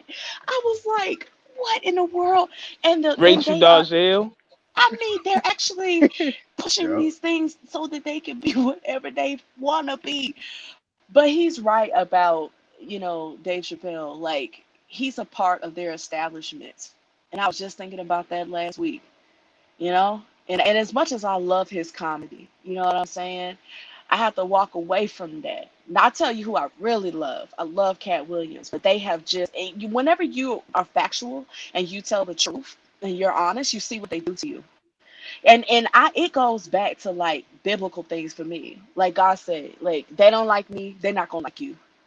That's how you know if you really walking in the truth. If you're walking in the truth, you will be hated by this world. You know what I'm saying? And it's impossible to love money and to really love God at the same time. It's impossible. Either you're gonna love one and hate the other. So going back to what Hannibal just said about how much money is enough money, what would you do for money? That's a real ultimate test for every man and woman. Yeah. Shaq, what's up, Shaq? Can you hear me, yo, Shaq? Yo. We see you, but you probably have to unmute yourself. Yeah, he's probably muted. But I wanted to say one thing too. With the baby situation. People need to pay attention and stop looking at the glitch and glamour. The rapper, the baby, he makes homoerotic music. If you really sit down, you listen to the beat, you listen to the things he say. You look at every time you see him, his shirt is off and it's oiled up. His body is oiled up. And I'm gonna say this. I agree with that community that got offended, because how can you make music for them and then diss them? When I think people need to sit and listen. When you hear I'll a never man listen say to his music. when you hear a man say, I need some bop in my music, a bop on the beat, does that sound masculine to you? I need some bop. What is it like? I can picture him saying that. That's what I'm saying. But I mean, a lot of these rappers nowadays, I look at them as being that way. A lot of them. So I don't even know how people listen. I feel like a majority, if not all, because just because I've been in Hollywood circles, I know a lot of them go that way. Just because I've been in Hollywood circles, I know. So that's why I'm like, I don't doubt. And when I was in Hollywood, let me just say, I had an opportunity to go to many Hollywood parties. The orginess and the nastiness of the sexuality that goes on there. I used to think Atlanta was nasty. Oh no, LA definitely is. So I look at all of them as being that way, anyways. Yeah, even if he's not that way, but his music, it sounds like it No, he belongs is. in that type of club. No, he is. All of them are. Every time I hear that song, I'm like, this don't sound right to me. I can't rock with it. But you know, he said what he said, and they got offended, and I was like, I'm side with them on this one, because don't make this type of music, and don't put yourself out there like that, and then you try to diss them. But do you notice we're supposed to have freedom of speech, but there is no true freedom of speech. That's the only problem that I have with all of this. That's the only problem I have with all this. And I agree with that too. We should be able to say things, but my thing is like, stop fronting. You know what I'm saying? Yeah. But if you don't make that type of music, and you're not out here with your shirt off all the time and it's oiled up, then I'll side with you. So you like, man, I don't make that type of music for y'all. But his music is for them. So that's all I wanted to say. It's mad subliminal with it, man. It's mad subliminal, you know what I'm saying? And what's the name? Not the only cat, what's the name? Little Nas Hex. And my thing is, why did Nas even co-sign that dude?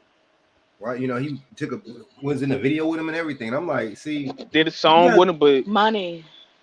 Yeah, that's why I say, how much money do you need? Doc Boss just said money is the root of all evil. And going back to Mm-hmm. what you said, Hannibal, the pioneer said, brother is correct about too many traitors in the community. However, I think you have to have a good incentive for them not to sell out and betray, not just a threat of punishment. So I agree with that. Yeah, that's going along with what you said, in reference to what you said, Hannibal. Like, what are we doing about, you know, holding people accountable for being traitors? You know what I mean? Like, and also, I don't want people to get it twisted too. I don't look at people who got a lot of money as all of them is traitors and sellouts and they're evil and the whole Illuminati tip. So I'm not that type of person either.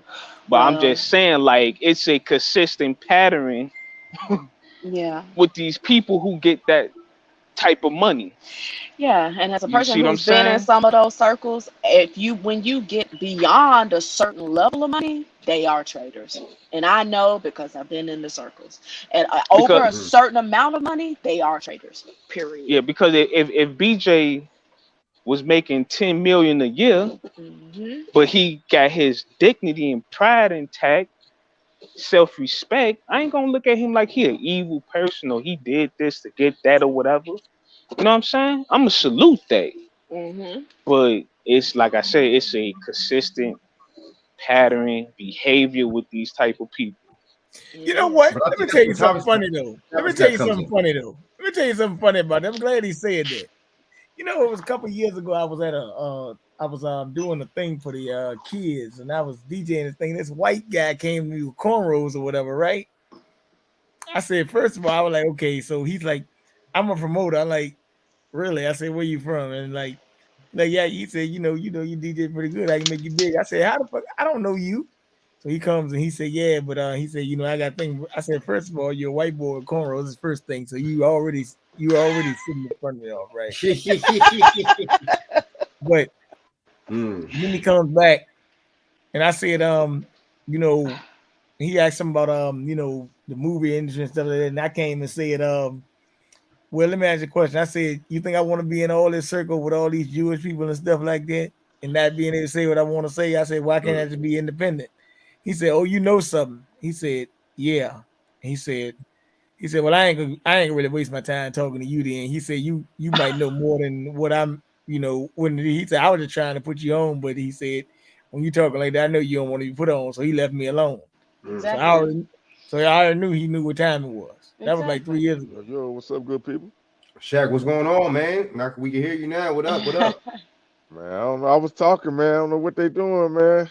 They're trying to put the motherfucking banana up the tailpipe on me or something, dog. I don't know what's going on, man? We're chilling. Man, y'all. Oh man, y'all on that late night. Y'all was on this big cooking like an old Chinaman, old dirty Chinaman in the White House. Y'all on that big cooking. Oh yeah, what your thoughts on everything, man? And all this, man. Yeah, man. We've been played, man, and they got paid, man. You already know how I go. We keep getting played, and these some bitches keep getting paid. Plain and simple. It's fucked up. But we gotta it's good that y'all aware because they keep blaming the young. How the hell you gonna blame somebody younger than you that just got here? You motherfuckers been here. And see that's I'm telling you, them old cats and sold us out. I don't care, man. And it's these old pastors sold us out. These old you see what I'm saying? The clergy. You see what I'm saying? You know, it's these politicians. You some of these. Well, they got complacent. I say elders, older. They got complacent. They got complacent. They're looking at it. Well, I'm gonna pass soon type mentality. So, or I did all my fighting in the '60s type mentality. You know what I'm saying? But it's not over with. It's not over with though. What about for us? And see, they didn't lay the ground work and the foundation for us. I'd say in the 50s and stuff like that. But after the jobs and stuff like that. Hey, why do we march for civil rights? You said what you said? Why do you see black people out there marching the streets for civil rights, but not against vaccine mandates? Well, you do see us, but not as many. Exactly, dude. Exactly. Yeah. And we should. I don't need to come in your restaurant, to be honest with you. I don't need to come in your damn establishment. But I'm gonna tell you what you're not gonna do. But you got some dumb like that In-N-Out Burger. And I'm gonna get them people out there In-N-Out Burger in California. They got their business shut down, but they said we're not gonna be your vaccine police, right? Yeah. I know damn well you got some dudes, some daggone niggas out here that do some dumb shit like that and say, well, you know, pastors in the church, matter of fact, you had a pastor, goddamn, in August say, hey man, to come to my church, you need to bring your car. What you mean, man? Hold up. They did that in Atlanta. The mega church did that here in Atlanta. Let me tell you something. And if you do some shit like that, you know, first of all, you don't need to get no tithe. You know, you don't get no tithes, no offering. Matter of fact, you need to have them tables turned over like they talk about Jesus turning over money tables. It was New Birth Church. New Birth. That's the church that did it. You need to get your damn ass. You need to get your tail. You see Pioneer? I have to stand up for the elders. What did he say? Put it back. Nah, I mean, I feel you, but at the same time, they sold us out though, man. I mean, I mean, they, you know, we can't really say that about. Oh yeah, hey Hannibal, man, good looking out, man. That was dope, dope commentary, man. Good shit, man, Hannibal. Word, appreciate it, man. Yeah, I enjoyed man. Come back Hannibal. Man. Yeah, subscribe to this mug too, if you want, man. But we'll say, but I don't know, Pioneer. I don't know, man. I mean, I feel you, Pioneer, but at the same time, man. I mean, dude, look at Eunice Rivers. She sold out of 600 black men. 600 black men got syphilis because of her, man. Eunice Rivers, you know what I'm saying? Oh, yeah. Come on, man. These people, Margaret, come on. Okay, I'm trying to get it right now. What about in the 50s and 60s, the heroin? You know what I'm saying? Multiple drug dealers didn't contribute to that. You know what I'm saying? Working with the Italians.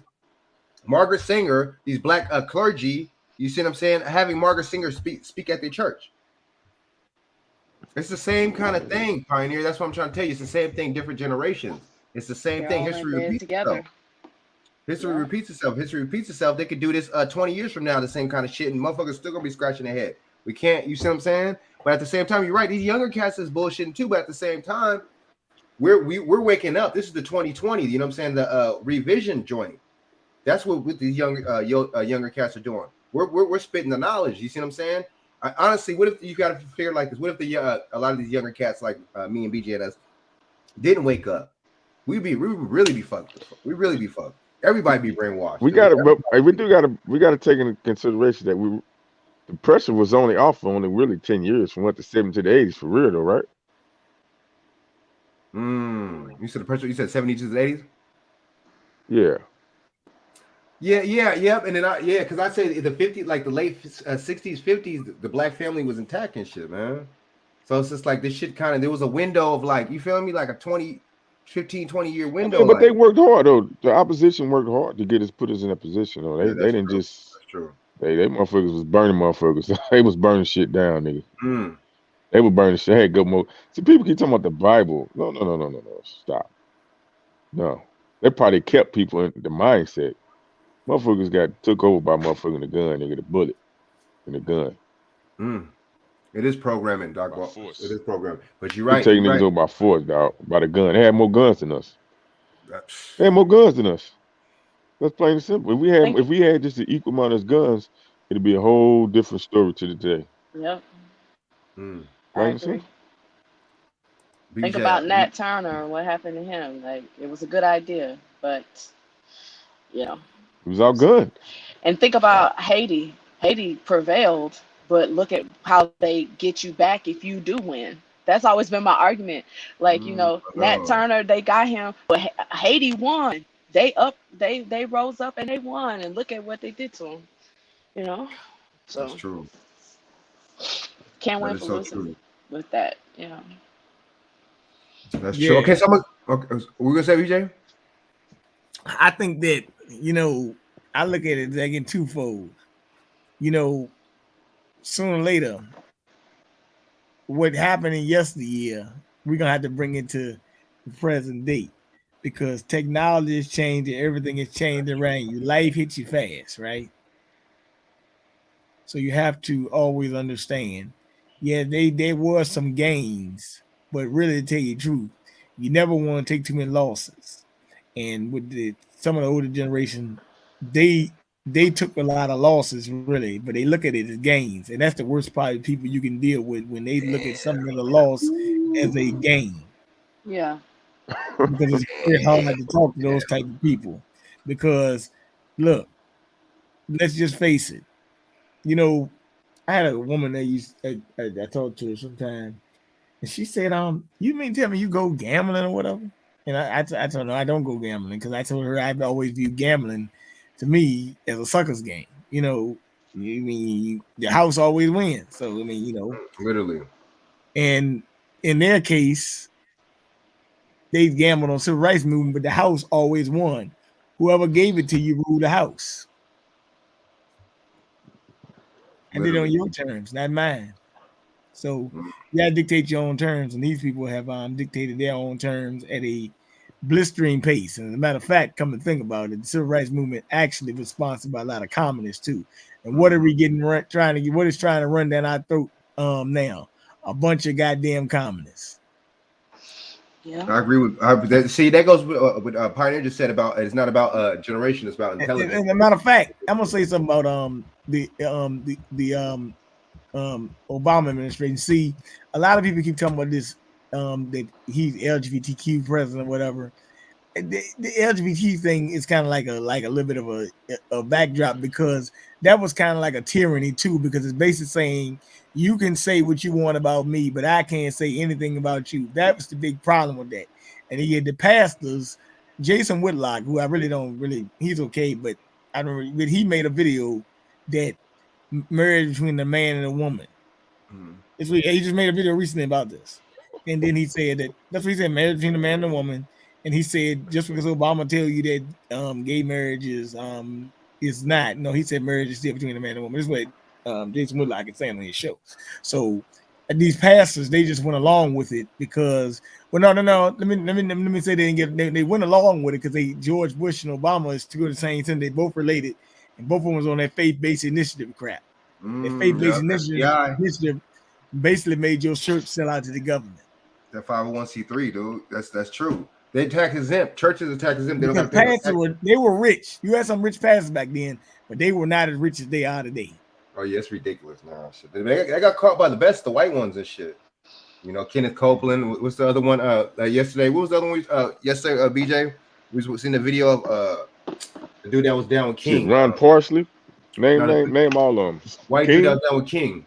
Larry King? No, He not died Larry like King. 3 years ago. Benny Hinn? No, the one that just Billy Graham. Yeah, Billy Graham. That dude was the dude that was preaching to segregated. You preaching to segregated audiences, but then you down with Martin Luther King, communism. The dude that went to ran Bob Johnson University was a communist.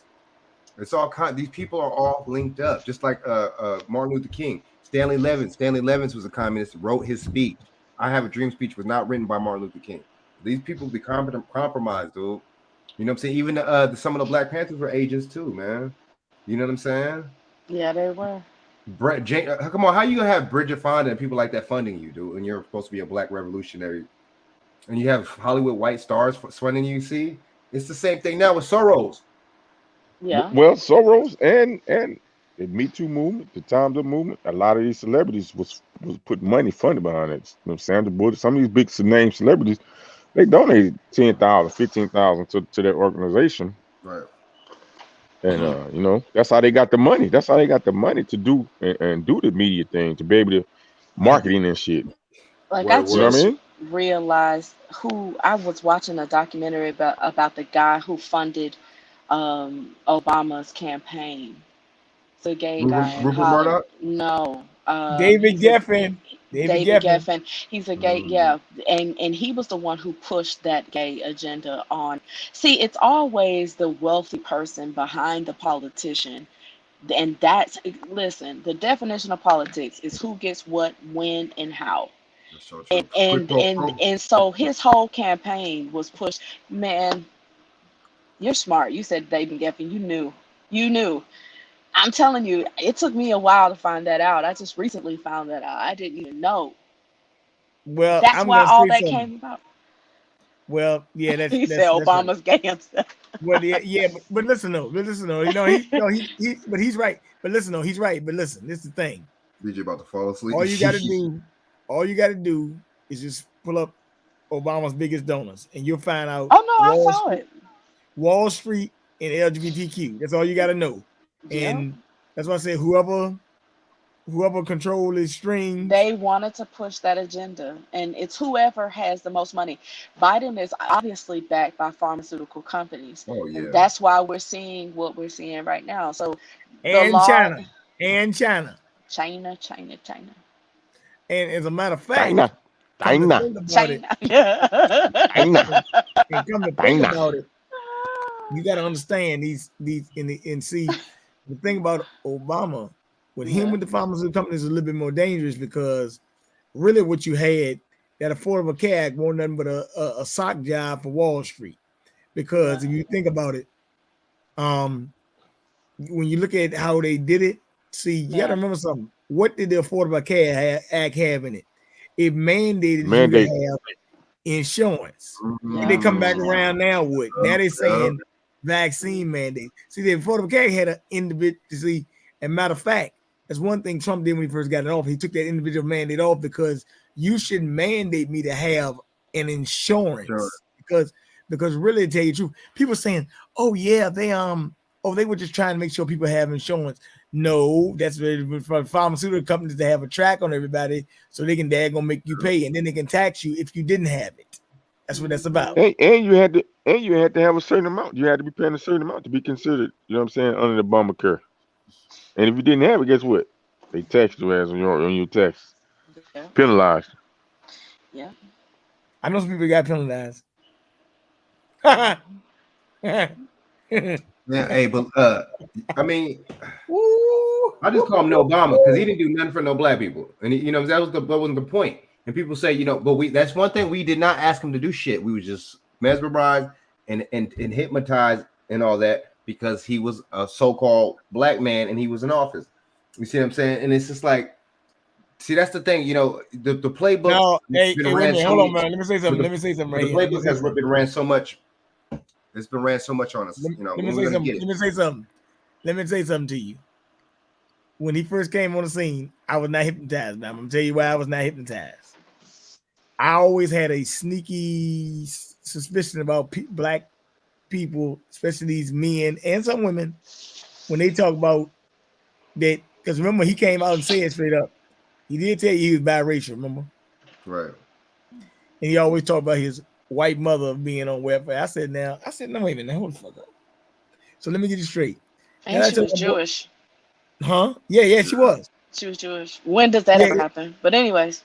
They be on welfare. They be the motherfuckers on welfare collecting all the goddamn money. Yeah, they be scamming. A lot of people, Jewish people, be caught with welfare fraud. Yeah, scamming. Yeah, but it's not like they don't have money. That was what I'm saying. But the thing I'm gonna say about the thing I'm gonna say about him, I really just couldn't get with him. And then I know he did some things that just didn't add up as far as some things I found later down the line, like Hillary Clinton. He had a debate with her and he had denounced she said that I think she said Farrakhan supported you, and he went against the people who support him. And Jeremiah Wright, who was his pastor, he went against him.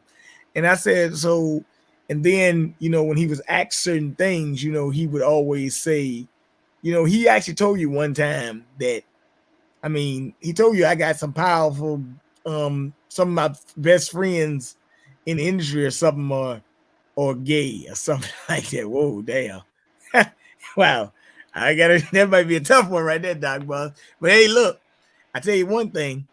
They did do some daggone, they did push some tyranny, because you forgot Hitler had a gay squad too called the Pink Swastikas. Yeah, they had a gay squad too. So yeah. So actually that gay stuff got a lot to do with the Nazi movement too, because they actually had the Pink Swastika boys. They're just like the log cabin, the gay branch of the Republicans, the log cabin. No, I'm talking about Hitler. I'm saying just like I know, but I'm saying just like that, just like people. Only Democrats was gay. Somebody tried to say that the other day, dude. Them Republicans are gay too. Lindsey Graham. He's a perfect example of a Republican that's gay. What's his name? Bruce Jenner. Caitlyn Jenner. I don't go by no Caitlyn. Bruce. Mike Pence. That what Dave Chappelle say. Mike Pence. Yeah. Does he have a wife? He don't have no wife, huh? Mike Pence. Huh? I thought he did. Well, he had a wife. Do I know there's a wife? Not that it matters that they have a wife. The wife is called the beard. No, I'm just saying, have they ever even seen him? No, think about it. I don't know. You never know, man. But see, these people, and then George Bush with the Skull and Bones. Yeah. That Skull and Bones is a gay little fraternity, man. It's crazy. So let me get in this real quick, man. So G.I. Junkie. I know you about to BJ tired and shit, man, but I'm about to. I'm good. I'm up tonight, man. I'm good for a little bit. So look, G.I. Junkies, man. So this is another thing that messed up the black family too, man. You know what I'm saying? And this is the thing right now, how you said, black people, people saying, oh, lazy, this and that. Nah, man, it's not even that. You come back as a veteran, man. They get you hooked on drugs out there to stay in the fight in Vietnam, and then all of a sudden, you come back hooked. You see what I'm saying? And see, why would the U.S. government be even doing it? You see what I'm saying? Be doing that and giving them drugs like that, man. They knew what was gonna go down. They knew it. Let me play this little clip real quick, man. The United States ain't doing nothing for us, man. We busted our ass. We went over there to an army to kill, and 99% of us got killed, and we didn't get nothing for it. They give us a piece of paper that says to us, we're a Vietnam veteran, and we can get disability, and we can get this, and we can get a job, and we ain't got nothing to get our welfare. You understand? The war in Vietnam is over. And the junkies are coming home, angry, and scared, and strung out. In New York City, there are 300,000 Vietnam-era veterans, and 40,000 of them are addicts. Most of them began using heroin, barbiturates, and amphetamines in Vietnam. And most of them came home with less than honorable drug-related discharges. These GIs are ineligible for veterans' educational, home loan, and employment benefits. They get no long-term VA medical or psychological treatment for their addiction. They're offered only methadone, a numbing drug with which some men can function and others can't.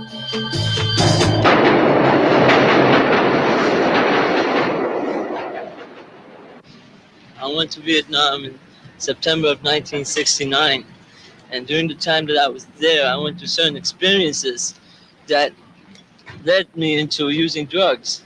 one of the experiences that I recall was during a night ambush. I killed a 12-year-old kid, which was something that I couldn't handle at that time. Seeing him dead laying on the ground the next morning, it really stayed on my mind. So I started using drugs, and I kept that up until I came back to the States. When I used to shoot dope, I didn't have fear. That was the whole thing about it. To keep myself going through the day in combat, I would get high. I would be under the influence of some type of drugs, and I wouldn't feel fear. But after coming down from the drugs, I would start feeling fear, and that's when I would go back to getting high again. I didn't want to really be there. I was afraid. I was lonely, homesick. I wanted to be home. Most of all, afraid. I was even afraid of returning home at one time because of my addiction. I was thinking of how am I going to get my fix when I arrived to the States. Even though I did receive the Silver Star and Bronze Stars medals for valor, I didn't.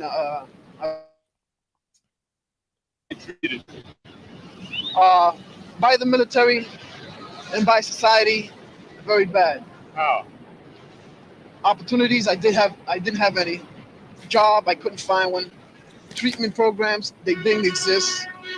Methadone, I didn't want to get into methadone because that was just another crutch, another drug. What did that make you feel like, all that rejection? Like I was back in the Nam. The Veterans Administration offers the addicted vet no rehabilitation or retraining. Just a 6-week methadone detoxification program in a VA hospital for indefinite outpatient methadone maintenance. And while methadone may kill the need for heroin, it's more addictive than heroin. And the VA treats only 988 men. New York City treats 4,000 more with methadone, with 2,000 on waiting lists. But that leaves 35,000 addicted Vietnam veterans without treatment. The city's welfare department has a responsibility for providing public assistance for 6,000 Vietnam vets, many of whom are addicts. As early as 3 every morning, the vets begin lining up outside the understaffed Veterans Welfare Center on 8th Avenue. The glass doors of the center have been replaced with steel. They were destroyed early this winter by vets battering against them to get in. Well, I tell you what, I wasn't here at 4 o'clock. I just got here about 8 o'clock. So how come you're up at the front of the line? Are you going to try and pull your way in here? I am. I'm going to when the crowd goes in. That's not fair to your brothers online, though, is it? Look, only the strong survive. It's a dog-eat-dog world out here. You better believe it. World in this land. That's right. And that's the whole lie. You're going to push your head of them, huh? Watch me. Watch me. Watch me. They made us animals, so why not act like one and be one until we get our check and come on out of there. Then we human beings then. Then we human beings again. That was the situation more than 2 months ago. And although Robert Carroll, Director of Community Affairs for the department, promised in a statement on December 6, 1972, that within 1 month the vets would be in and out of the cold, now, 2.5 months later, the men are still freezing. You can see right now, we standing out here in the cold. From dudes be here from like you got to get here at 3 o'clock in the morning. It's 5 below zero. So like that don't make no sense, man. See, when you're on the front line of welfare, it's just like being in Vietnam.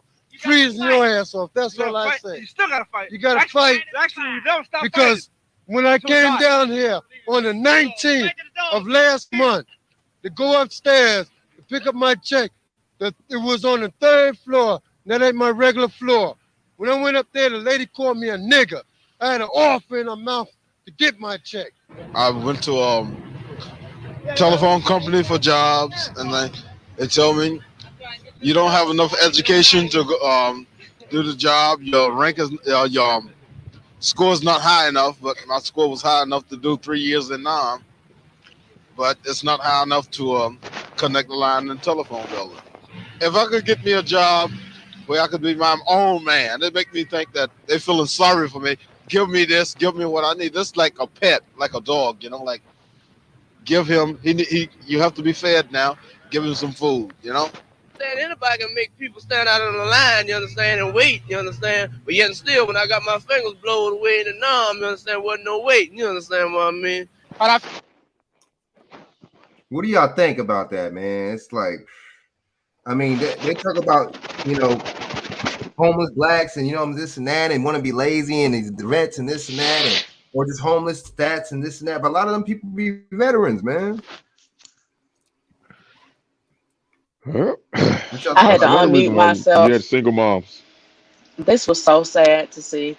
And I mean, it's crazy, but it's typical of what our country does to people in the military and who serve. Like, it's crazy. It's crazy. Like that man said, he had to go to the 3rd floor and wanted to punch that lady in the mouth. I totally feel him.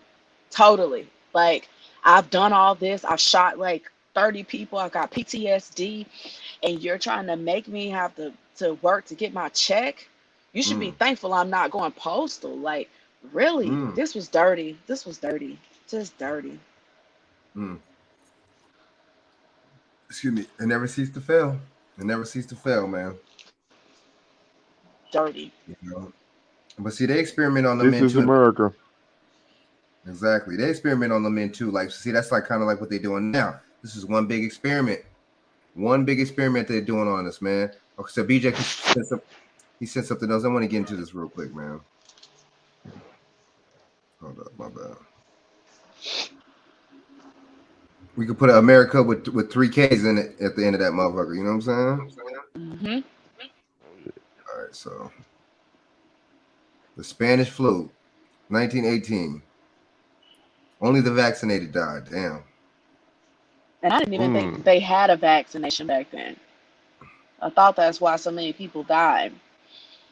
They didn't. Well, I don't know. Well, I thought that's what I read. But so they had a vaccine. You gotta look at the article. Yeah, if it's in there. Okay, so 1,500 million people at the time. Medical and pharmaceutical sources. I wonder who these people are. Describe the most horrific disease process since the Black Plague in 1347, which killed estimated 25 to 30 million people. The jab, the elephant in the room.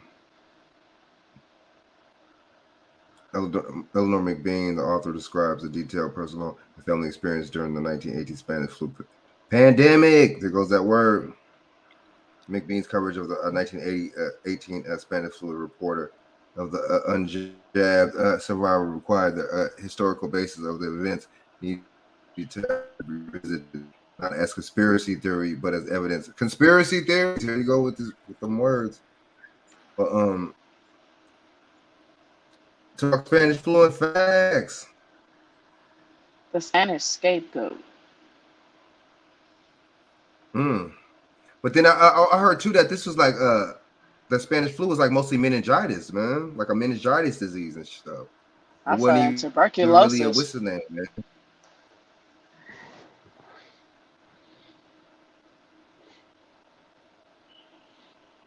I mean, like I was saying, history does repeat itself, right? Military vaccination experiments in Fort Riley, Kansas.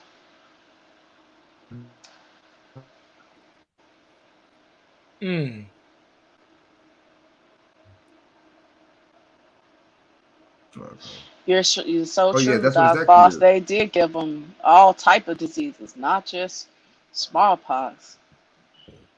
Diseases on those nasty blankets they had, all types of diseases they came over here with. Just nasty. So the question is, So the question is, when did they stop? Never, not never.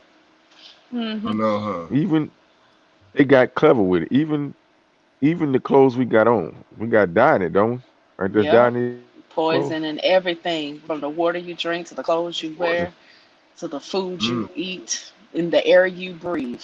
Chemtrails everywhere. Everything that they do is to poison you. That's what's crazy. Oh, chemtrails, but you talk about climate change, right? Yeah, right. Oh, it's so crazy.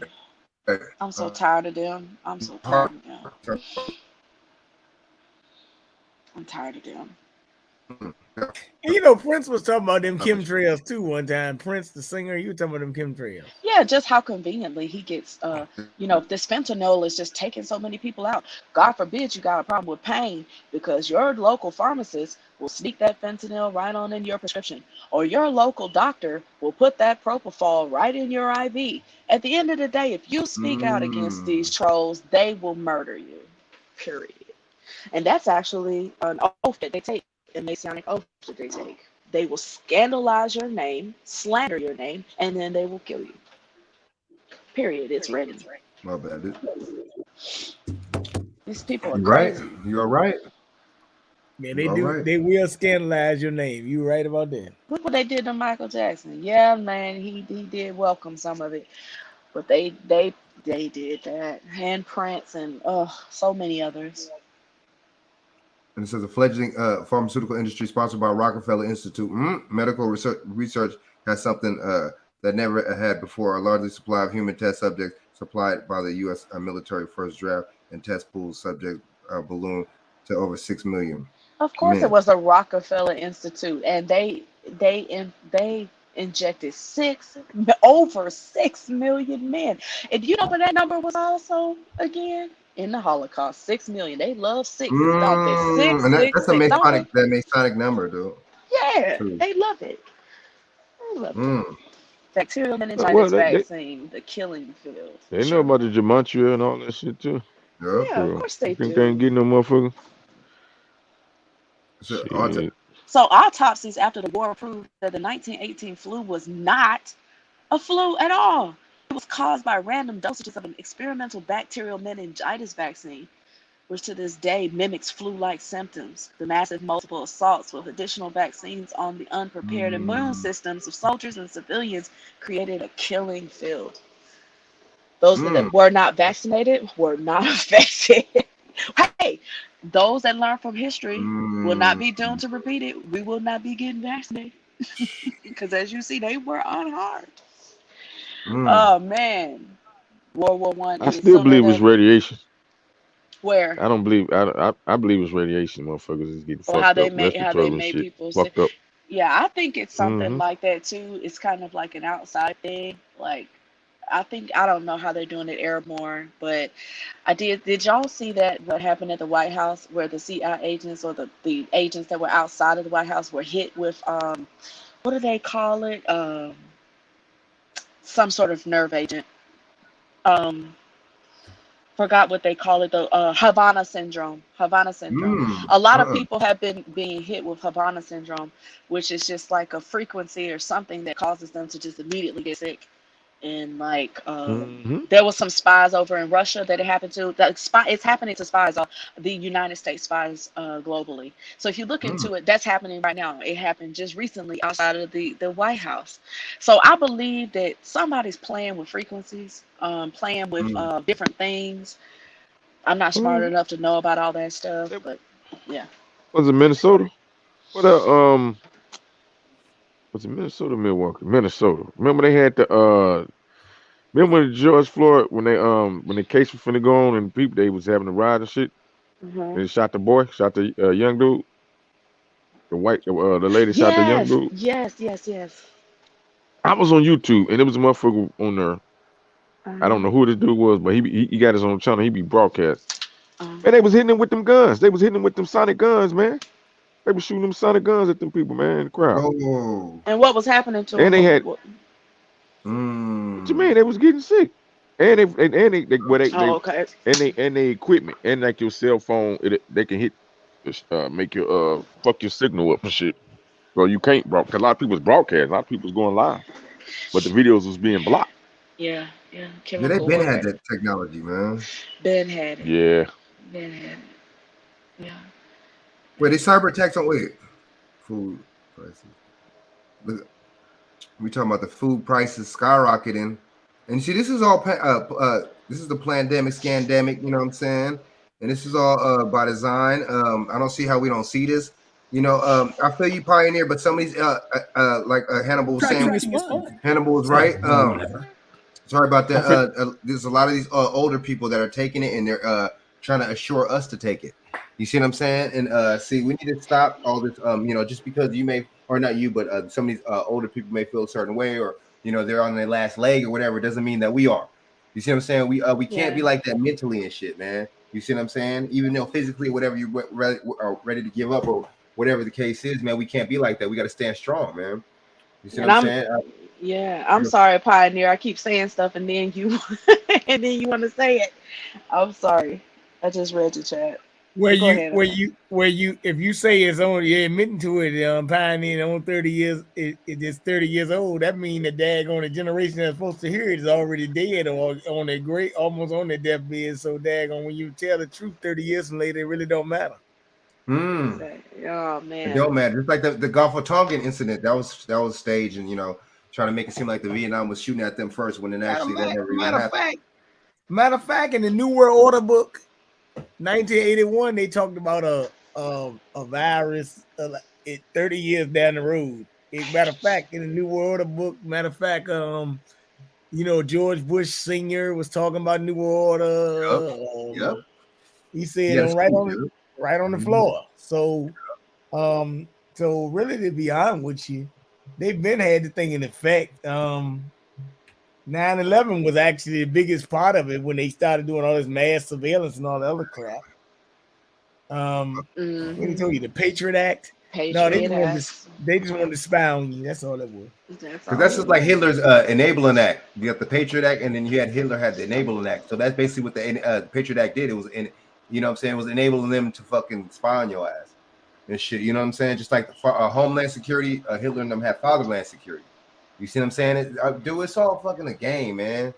These people, these people work together, man. These socialists, these communists, they all work together, man. It's funny how King, they got King on board to get us on board. Yeah. So they work with black people too.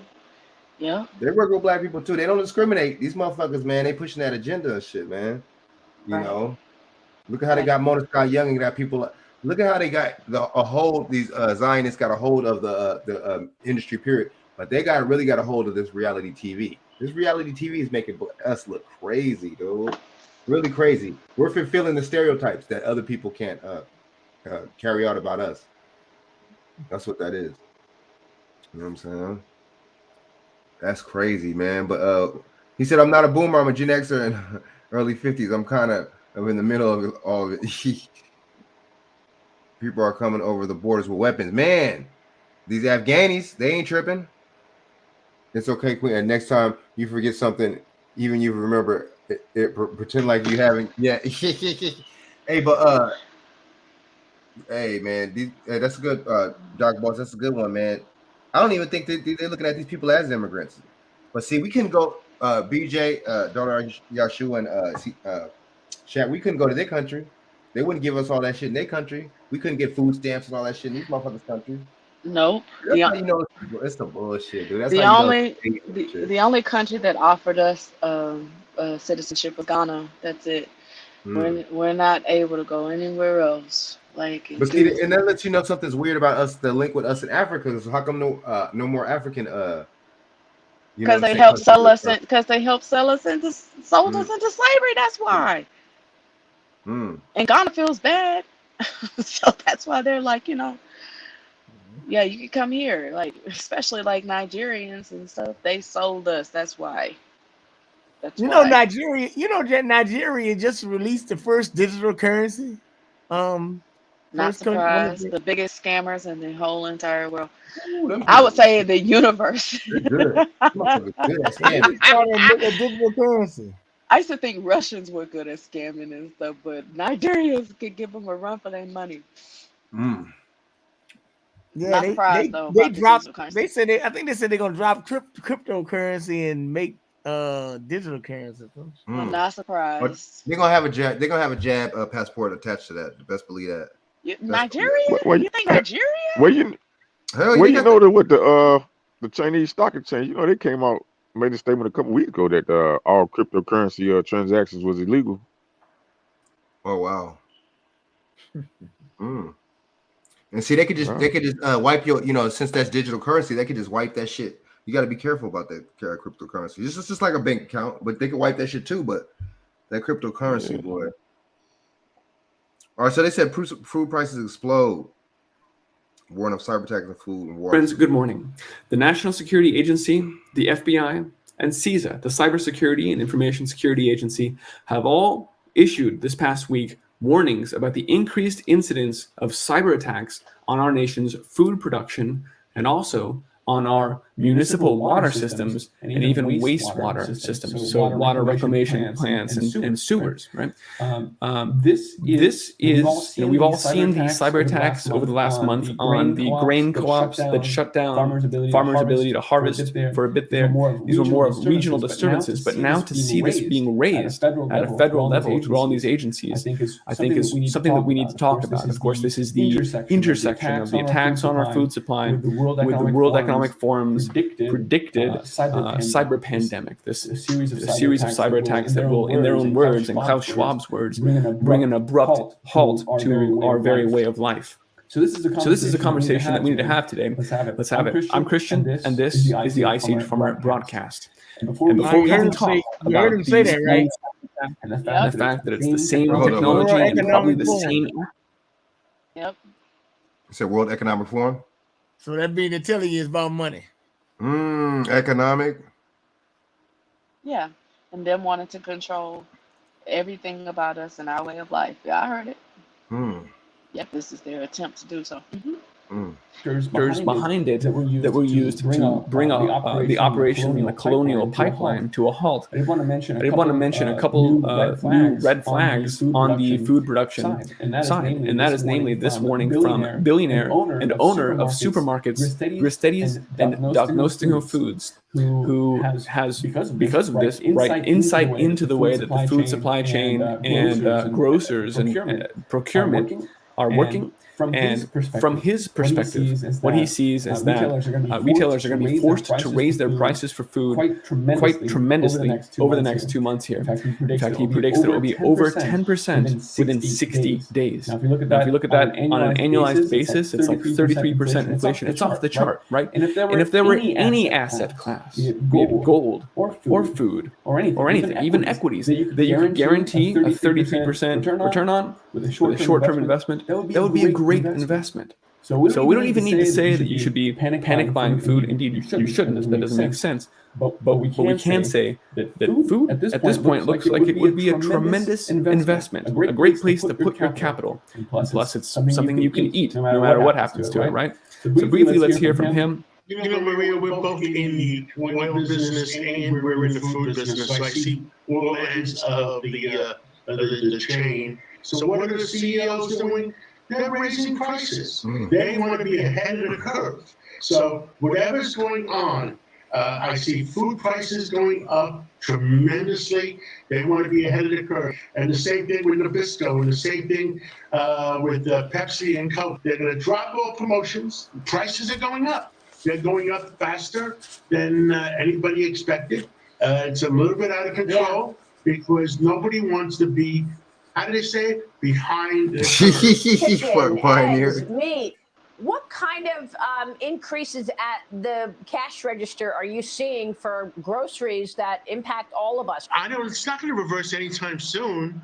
I see over 10% in the next 60 days. Yeah, and I think that's worth hearing because, again, as a billionaire and the owner of these supermarkets, he has a perspective that you and I don't. And for him to say that food is about to skyrocket in price is worth noting. Now, that's an acute situation. That's because of the existing disturbances to the supply chains, the crop losses, all the things that we've already been talking about. At the same time, this chronic situation is continuing. And I wanted to mention, again, briefly, that the reports I've been putting out about how this energy crisis with natural gas shortages and prices going up through the roof, is flowing into a food production crisis as well, because that's the way brittle, unsustainable modern agriculture has been stood up. It has this Achilles heel. If the grid goes down, you can't dry your grains and all these other things. So I just wanted to mention that it's no longer just me saying that. It's not just Ice Age Farmer on YouTube. Here's a mainstream media report that says exactly that same, it echoes that word. Fears are growing that a global energy crisis will lead to famine, particularly in vulnerable nations, but also, of course, to drastically increasing prices. He said, like oh, you Pioneer mentioned. burnt out. Pioneer, you too much, man. Yeah, dude did look like he did have a salami nose and shit. Look, he said, why would anyone eat food from a place called Diagnostical Foods? Damn, You're asking to be diagnosed with something. Is that not facts? Oh, that's funny. These people, like Doc Boss said, man, they're the ones doing it, dude. They're the ones doing it, man. Of course. Clearly I mean, see. you saw all those boats that are just sitting out there in sea. And all I could think about was all the food and all the things that are rotting. And then I was thinking about, are they bringing some form of disease through the shipments? That's all I was thinking. Like, why would you let stuff out? Yeah, I'm 10,000 steps against the opposite. That's a good point. Listen, man. they're letting it sit there, and then I have friends that are truckers, but they're saying there's not a shortage of truckers. There's not a shortage of drivers. So my thing is, why everyone's saying there's not a shortage of workers in these fields? So why are you just letting the shipments sit on the water, unless you wanted to breed some form of disease or something? Whoo, she spits back. And I just saw that All right, let me comment get in the about last like people one. need to grow their food or whatever, but the what do you call it? The Better Buggy is a black company that does that. That's all I wanted to say. Yeah, I'm gonna have to start hitting them up, man, with the produce, dude. Fuck bullshit, dude. Yeah, they send it straight. See, that's what I'm saying. We got to start supporting our own. We really do got to start supporting. Why is this tripping? We really got to start supporting our own, man. We really do, man. On a large scale, man. On so many different levels. The same ones we warning you about the crisis. Yep, helping them. Yep, make the damn crisis. You know about it because he's helping cause it, man. Good point. Yeah, exactly. All right, let me get into the last one real quick, man. It's about Ben Harbor, man. Ben Harbor, what's his name? Michigan. You see what I'm saying? They got a lead in their water, man. And this is a lot of people ain't really talking about this.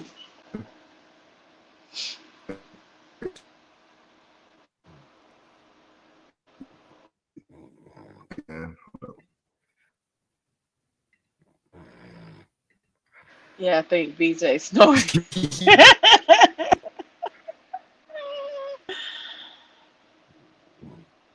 No, it's not me. It's BJ. It's not me. That ain't you. Tearing it It up. ain't me tonight. It ain't me tonight, Frank. It ain't me tonight. Right now. I just had me some New York style cheesecake. It ain't me, Claire. Oh, you eating cheesecake? Gosh, that's my favorite. But see, when they say New York style cheesecake, man, they just put some damn. Because I got the chocolate. They just put chocolate syrup on it. It's just a regular I thought the whole cake was gonna be chocolate. Oh. Oh no, shit. I said no. I thought New York style cheesecake is just a thick one, just like the regular one. But you could get whatever topping you want. Gosh, that's my favorite. Yeah, it's thick, but they. I thought it was for some reason. I thought it was gonna be chocolate. I don't know, but they just put chocolate syrup on top of it. Yeah, that's what that means. New York is just plain with a topping. Yeah. Yeah, that sounds good. Pioneer said he warned me. He warned me that BJ was gonna fall asleep. He did. He said just keep talking to him. Like he said, they're making the crisis that they're doing things to make the crisis in order to enact the laws and policies. Get a better buggy up. New York has a port. Jersey has a port. Florida has a port. I heard what's his name? I heard like some of the Florida ports, and the one in the Caribbean or wherever is owned by China, man. I wouldn't be surprised. That would make sense. And then all right, let me play the last thing, man. Let me get off this bad boy, man. So yeah, have you heard of Benton Harbor, Michigan? This is a part of Michigan, right? That has what's the name? That has lead in their water. But did you think that Joe Biden recently, when he went over to Michigan, did you think that he went go see about these people? Nope. We hope to a meeting with community leaders and residents where she wanted to listen and she wanted to learn. what's going on actually on the ground in the city of Benton Harbor. And she got an opportunity to hear firsthand from residents, clergy, we had youth representatives, elected leaders, and the community at large, where she had an opportunity to engage with the community so she can, as stated in her executive directive, implore and deploy all resources, agencies from the state of Michigan to help resolve the water crisis in the city of Benton Harbor. Last night, the City Commission passed a resolution declaring a local emergency, city emergency, and I want to speak more in detail to the declaration of the emergency plan of action. I'm going to read from the document here. To City Commission, department heads, and employees from Mayor Marcus Muhammad, October 19, 2021. Reason ensuring safe drinking water for residents of Benton. October 18, 2021, the City Commission voted to declare a state of emergency in the city of Benton Harbor to notify residents that the mayor, City Commission, and staff are going to commit all resources to work to comply with the executive directive 2021-6 of the state of Michigan. Mayor shall preside, section 3.9, the mayor shall be the presiding officer and executive head of the city and perform such other duties as are or may be imposed or authorized by laws of the state or by this charter. In times of public danger or emergency, he may, with the consent of the commission, take command of the police and such other departments and subordinates of the city as deemed necessary by the commission and maintain order. Did he say maintain order? But why would you talk about maintaining order? Why would you talk about maintaining order if it's just a water crisis? What is it? So are motherfuckers rioting? I don't understand why he said that. I don't get it. You see what I'm saying? But it's all about control. There's lead in that motherfucker, man. And this is not damn, dude. This is like it's crazy. We forgot about Flint, and see, I haven't heard Flint in a year. I haven't heard that shit mentioned ever since, man. I haven't heard that shit ever since Jim Crow has even been in the office, man. And even before that, man, that's people forgot about Flint. Truth be told, Frank, man, this is all across these urban cities, man. The water systems is garbage. That's true. Garbage, straight garbage.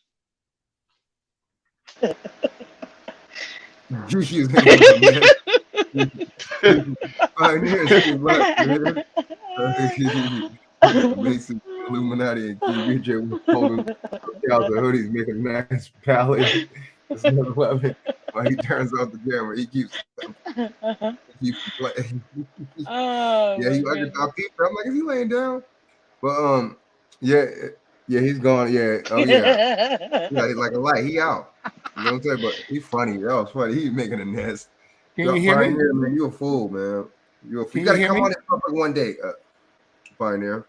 Come on one day, man. Seriously, you gotta come on here one day, man. You don't even gotta be on camera. You could just you know, if you don't want to, man. Can you hear me? Who's asking? Can we hear you? We hear you, sleepyhead over there snoring. I'm not sleeping. Not now, but you was snoring a minute ago. No, I wouldn't sleep. You have a whole panel of witnesses. It was you. I won't snore, and that ain't me. You were snoring. Snoring. This shit is hilarious, man. Oh man. Might be sad because I ain't been snoring. I've been up. But Dad gonna tell you one thing. Right. Yeah, right. No. No. About it too. No. Yeah. He said a nest. I'm going to sleep. Matumbo. No. Sounding like a motorbike over there. He said no, Matumbo. No. What you think BJ, what you think about the Ben Harbor that crisis, man, in Michigan, man? I think it's a shame, but Daggone, did they ever fix the water 4 years ago? I know, Flint. That's what I just said. Yeah. I haven't heard Jim Crow say nothing about that. And even in that bullshit, that's executive order he just dropped. And even in that infrastructure bill, what about Flint?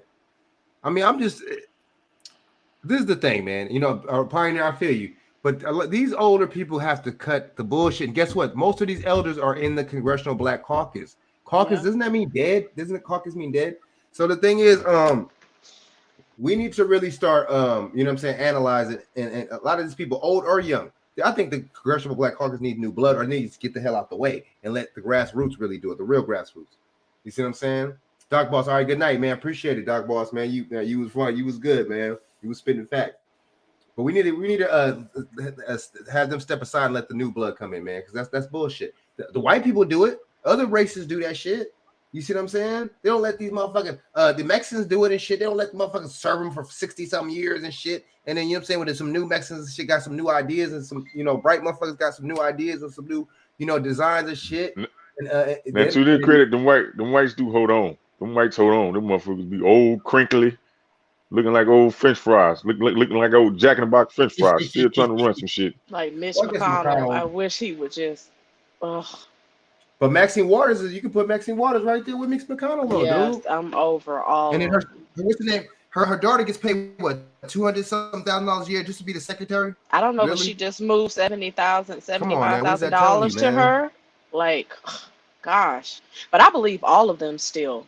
Like Gavin, like what happened to all the surplus of money that they gave to go into unemployment that just disappeared? Gavin stole it. Like, where did it go? I know. Where did it go, dude? What happened Like, to unemployment money? they could have extended it. And the government even said that they could have allotted that money to extend it. So Gavin, where did it go?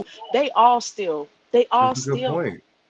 That's how they become millionaire. But that's a good point. There's people that were getting cut off earlier than September. So why are you getting cut off early? And they gave all these billions of dollars for it. You want to go call people and asking, hey, you know what's going on? This and that is your job. Okay, this and that, nothing. Just cutting people off. But see, that's part of the reason that I feel like they are inducing this chaos and this issue. You cut people's pay when you know that we're in a pandemic and you're not paying them, you know, and then you're doing food shortages now. It's planned. They want us to nut up for real. But I don't think they know what they're asking for real. They think, oh, they have the military on their side. They have the National Guard on their side. But I think they're going to be very sadly mistaken. Yeah, and a lot of them are mad too because a lot of them got to take the jabby, they got to take the Roy Jones Jr. You know what I'm saying? I never heard it called that before. I never heard it called that before. Hey, that's funny, man. Hey, look, I went back and watched that Tubman and Roy Jones Jr. fight, boy. He hit that boy. That left punch, that boy. It looked like a cartoon, boy. Oh boy! Right, night, nigga.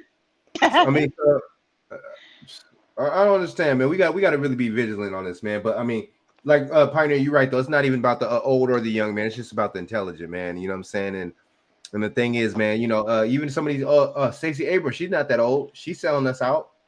You see what I'm saying? So you know. Yeah, she was here last week too. She visited 3 black churches in Virginia. And so what we got to start doing, I like don't the know young why black women in women, Georgia campaign. they kidnap the old. What'd you say? What'd you say, Shaq? I said we gotta get like this young white when they go kidnap them old ones and get them out the way, kidnap their ass. Who does that? Did you say the white one? The white man, yeah, kidnap their old ass, get their ass out the way. The way come on missing. Went on a boating trip. Wow. Ain't that the truth? On a boat trip, they always disappear. BJ, I already know. I see it, BJ. I see it. You know what I'm saying? We okay. Pioneer, so break. We don't see the video on our end. That was that last video you played, but we just kind of my listened bad, to the audio. Consistent with above and acting under sections 1 and 8 of Article 5 of the Michigan Constitution of 1963 and the Home Rule Act 279 of 1909.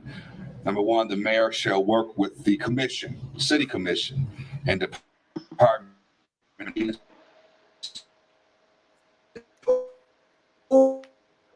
Not to like the Dykefoot. Doesn't that apply to Lightfoot? To Heavyfoot? The Beetlejuice. So it said the mayor has to work with the commission. How come it's not the same when it comes down to the jab, dude? Limited to the health and human services, the Department of Environment, Great Lakes Energy, the Department of Treasury, the Department of Technology, Management and Budget, and the Michigan State Police to expeditiously take all appropriate action to ensure residents of Benton Harbor have access to safe drinking water, working in coordination with the City Commission, and parentheses, the state, Bryan County, federal partners. And that's how you know a lot of stuff don't be genuine, because they got to read from scripts. That's exactly right. Why can't you just genuinely just come out, hey, hey, why got to be a long ass fucking script and shit, man? Most of them can't. Somebody wrote some white motherfucker wrote for you. Look, and then like just like Martin Luther King, the dude Stanley Levins wrote his speech, "I Got a Dream." See, that's the thing, man. You know what I'm saying? I mean, he even though he knew, and he was like, man, I messed up, I fucked up. You done fucked up, right? Moment. You fucked up, right? They got to get their royalties. Hey, Frank, they got to get their royalties off their literature shit. Yeah. They want all their crumbs. Man. I wrote that. Let me get my royalties off there, Playboy. That's all a of good these point. politicians Did an archives. have I wrote that. speechwriters, though. All of them have speechwriters, though. I know, huh? Yeah. And then people get All credit. of They them. get put in the places. Yeah, professional speechwriters. Don't you rather? Don't you rather ad lib? I mean, if you're genuine, and if you're real, you can, because you speak in If you truth. Trump, yeah. But you're not speaking truth. You got to stick to the script, or Daddy gonna come get you. You know what? It's mighty funny you saying this, because last week, 2 weeks ago, Stephen A. Smith was on there with what's his name, Molly Quim and Jay Williams, and Stephen A. Smith was talking about Kyrie Irving and conspiracy theories, and he comes out and says nobody has died from the jab. And Jay Williams said, you want to go there, and the girl Molly Quim said, no, you got to be careful talking about it on the show or something like that. She jumped in. Stephen A. Smith obviously said something he wasn't supposed to say about that. Are they on ESPN? Yes. ESPN is owned by Disney, which is ABC, which is still they're under the conglomerate of the man. Universal, Hennessy, You had a all white them girl. all them companies. You had a white girl that was on in there, Allison Williams. She was on Sunday. She got fired for not taking it, right? Right. Because all Disney employees had to take it. ESPN or Disney employees. Well, guess what? They said she was in ESPN, but she came back, but she said that she got fired by ESPN, but it wasn't ESPN who fired her, it was really Disney. Yes, Disney. Because they own them, and they also own Fox too. So all of them are going to be fired. This is another, because what a question I really got to ask and shit. So when they Disney on Fox too? Yes, they just recently did, as of like 2 years ago. Yeah. Okay. So Paramount, I think just I don't know if they bought out CBS or they merged with CBS. Paramount. Yeah, all these companies are trying to merge. Yeah. Monopoly, baby. It's a monopoly play. But see, this is my thing. Okay, so you know what I'm saying? Okay, so you get laid off or whatever the status is when they fire you, whatever I guess they call it lay off or something like that, or what they call it?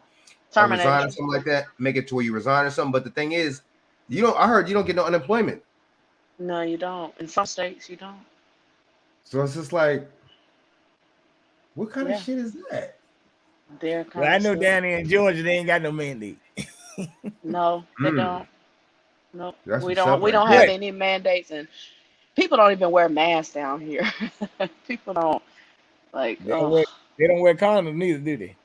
Obviously they don't. You know, I've heard that said before. PJ, I've heard that said before. If you don't wear a mask, you definitely ain't wearing condoms. But at the end of the day, well, that's anywhere. But yeah, they're not wearing masks down here at all. Not really.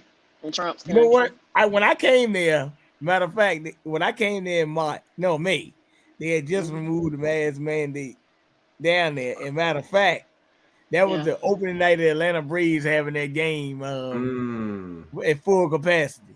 Okay. See, that's suspect, though. And And then Atlanta Braves is in the World Series.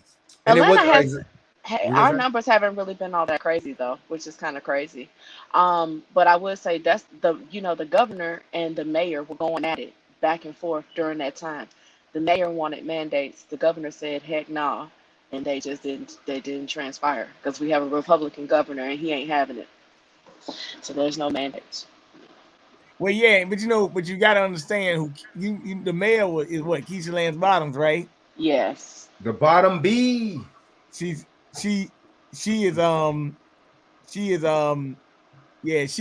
for this governor scumbag we got running the college down here too. But look, Keisha Lance Bottoms is part of the establishment, so you got a Democratic mayor and a Republican governor. So nobody likes Keisha. Everybody wants her out. Like everybody is done. She's not running for re-election either.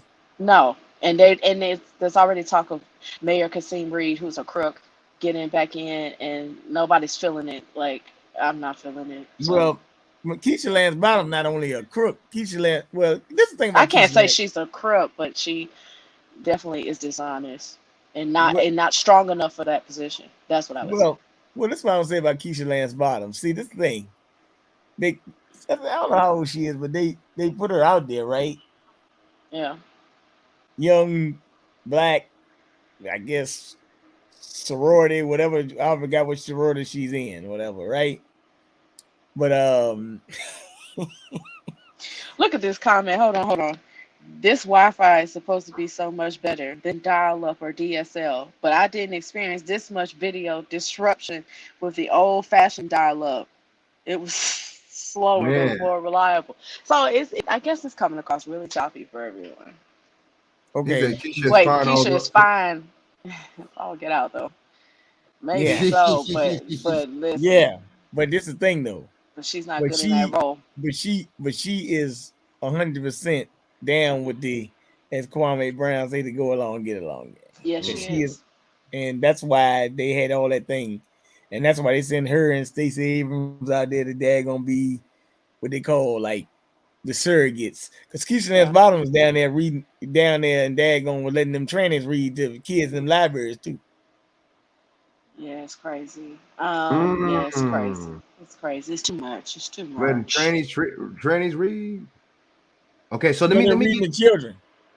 Let me get into this, man. Y'all knew the other day Kwame Brown, was this 3 weeks ago? Yeah, 3 weeks ago, Kwame Brown then they was holding it down for Kyrie Irving protest, man. Let's get into a little bit of this real quick, man, before I get off this one, man. You know what I'm saying? Hold up. Kwame Brown shares his thoughts on the vaccine mandate, posted by L2FTV. That shit was loud as a motherfucker in my ear.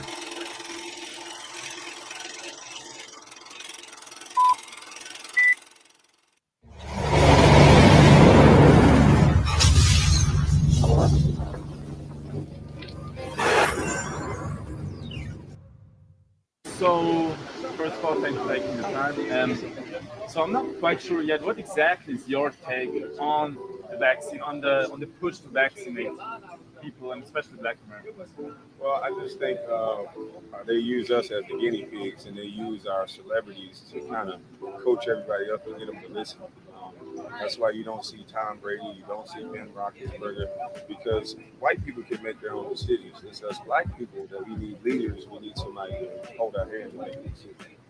How do you feel about NBA players, especially?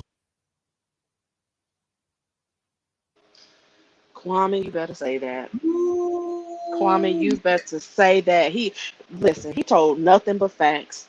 Damn. I know we can't decide for ourselves. Just like with the y'all couldn't decide for yourself, y'all women, right? Couldn't decide for yourself. That's why they give you all that abortion bullshit. You see what I'm saying? And then we couldn't decide for ourselves, you know what I'm saying?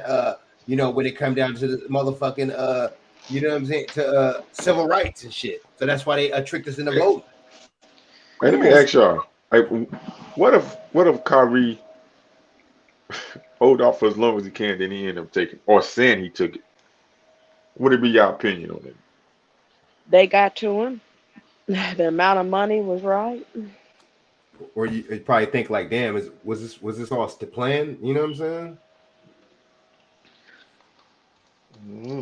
That's what I would probably think. But and then see, because that's what so many of them are doing. You know what I'm saying? Then what's his name was trying to be funny that one time.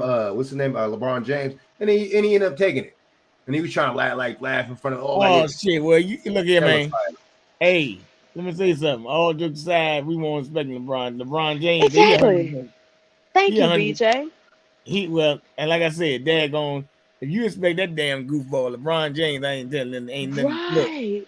Look, LeBron James 100% in on it. I wouldn't expect him to not take anything. I would not expect him to go against anything. One of the highest paid players in the. And they just told you he was a billionaire. Just remember that recently. Come told you he was a on. billionaire. No. Yeah, LeBron James don't take it. LeBron, if you looking at LeBron James take a stand, you waiting on the wrong person. Damn, man. Hell yeah, you are, man. Shit. As a matter of fact, that's why I'm glad that Space Jam movie flopped. Because that junk would have was supposed to be neither. So right. I told my boy, once LeBron James got into Hollywood, I said it's a wrap. Yeah. Matter of fact, it's an article LeBron James. You can pull up 2 years ago. You think I'm lying, Dad. You can look it up. LeBron James said that how black trans women are beautiful. So I know he was in on the game. Damn, dude. He said what? Hold on. He said what? Black trans women are beautiful. No, he didn't say that. Stop playing. I sent to him. Let me not even say that. Black trans I sent women are him. beautiful. He got a wig and a dress on, dude. Stop it. Remember Larry? This been going on. Remember Larry Johnson? Progressive commercial. Dang. Remember Grandmama Larry Johnson? Yes, I do. They've been pushing that. Wow. Martin Lawrence. Are openly saying that they don't want to take the vaccine because there's quite a few of them around. And they need to stand on it. You can't allow somebody to push you. I always draw that line. If you're trying to make me do something, then we're going to have to fight me to do it. I'm not going to do anything you try to force me. And that's where everybody stands. Now, on the contrary, what do you think about Kareem Abdul-Jabbar, who says that all players should be vaccinated, especially since he's also vaccinated? That was like a gut punch. He's been so real, and to me, he's been ostracized. He doesn't have a coaching job or anything as far as the NBA, for his track record and his background. So it would make sense for them to use someone like Kareem. I don't want to be disrespectful, but I just don't agree with him at all. Okay, last question. Athletes are obviously in the spotlight, but from what I see from interviews and stuff like that, they often feel like they don't have a lot of rights, and they're kind of like more than how do you call it? Cattle. We were cattle. I mean, I've been a part of it. You make that type of money, you don't want to say anything that's going to mess up that cash flow, so you just stay quiet. Now is not the time for everybody to stay quiet. What's his money going to do for you if you inside your body that could harm you or worse? So it's not about money. It's about standing up for the voices. And more importantly, brother spoke about most of us working for the government. I'm from a lot of us get government assistance. I heard that's the next step. If you don't get the jab, you can't get government assistance. You can't do it. That could be a very serious situation. You want to add it? That's good. I mean, I don't understand. That's all right for somebody that's not in the NBA, that's not current active in some major like that to say that. But if he was in the league, his ass would take that shit too. He'd fight to fall in line too. So I don't know, man. Exactly. That's the His reason ass had that to he fall in line can't too. speak out. Yo, pull it up. What you talking about? The thing you just sent me? Go to message, yeah. Oh yeah, huh? Hold up. But I agree with you, Shaq. That's the reason that he can speak out right now is because he's not held liable to a contract. You know what I mean? Yeah, that's the only reason. But them players, they definitely be stronger if they was together. But because if they all say, man, look here, man, we sitting out this year. Right. If 75% of the motherfuckers said, if 60% of the top players said they were sitting out. But yeah, because that makes me think inspirational women. Hey, what I tell you? What happened? Look at that. That's what I just said, Frank. I told you, daggone.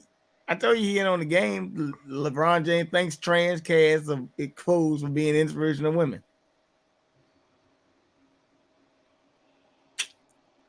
Black women have been dominating magazine covers. LeBron James. Dude. That's why when these clowns start talking about they celebrating BLM, I said, I already know what you about.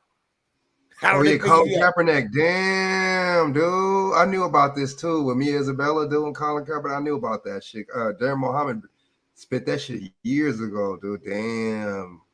That's not a good look, man. Really bad look. Yeah, LeBron James telling you that he think the cast of trans women. Like, what is a trans woman? That's an insult to a woman. Damn, it is, dog. I get kind of tired with these women talking. I say I need to ask some of these women, do y'all get tired of daggone having to compete with a freak all day? With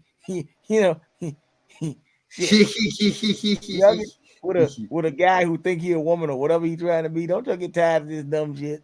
Well, now especially, and I'd like to hear from maybe Judah Queen too, but it's like now especially that they're telling you that they can compete in sports, and I used to play sports with you. It's like, no, we used to scrimmage the varsity guys, but listen, that was to help us be better. But men are stronger, faster. Like, you cannot compete with their level of sport, and your levels of testosterone are different. Like, how are you going to be playing against us? Like, it's not fair. It's just not fair. And they want to push their way into everything that we do. And then I just saw one online the other day telling us that we get our style from them, that we try to mimic them and be like them. And I'm thinking to myself, what are you talking about? What are you talking about? You are mimicking us. Like, you will never bleed. You will never have children. You will never know what this is like. Right. Like, really. But they are. That's what's making me mad, is that they are really making us feel as if we are inferior and talking like that. It's crazy. It's crazy. Like, the what's the word I'm looking for? The unmitigated gall, just the audacity. Backstabbers, smile in your face. It's crazy. So damn, take your place. So Tiger was messing with her. Tiger was messing with her. They say who else? Colin Kaepernick was messing with her. Man, that's crazy, dude. What about this one? I just read about, her name is I can't even think about it, but a whole bunch of rappers have dealt No, with that's this not one. Tiger. That's not Tiger Woods. That's Tiger the rapper. Yeah, Tiger. Yeah, that's what I said. Tiger. Oh, hey, you talking about the one Eddie Winslow, the one he got caught dancing with? Yes. Damn, Sydney Star, dude. yes. Look about how Man. all the dudes that was with Sydney Star. Dude. Damn. She put them on That's blast, not good. But yo. I don't think Chingy. Hey, that Chingy thing, that could have just been a picture though. That Chingy thing, No, Chingy probably did it. Dude. Chingy probably did it. That's like Bobby V got caught down here in a hotel with one. Like, there's so many. Like, Oh yeah, Bobby V. I seen that. That was burnt, dude. That was there's burnt. so many. Now she lied on Chingy. That motherfucker lied on Chingy, man. Well, maybe she lied on some other ones too. But I mean, I don't understand You why. know what happened in Atlanta when I was there though? What? I remember what happened in Atlanta when I was there. I was getting on the elevator to come back home, and shit. And I was on the elevator. The dude came on the elevator. He said, he looked at me and he just ducked his head. Like, what the fuck he ducking my head in for? He And did then, what? He ducked his head. Like, I said, I don't know this dude. It's like 5:30 in the morning. Uh-huh. And then when I saw him coming behind him, he was a trainee on the elevator and shit, coming behind him and shit. Uh-huh. So we took the elevator downstairs to the first floor.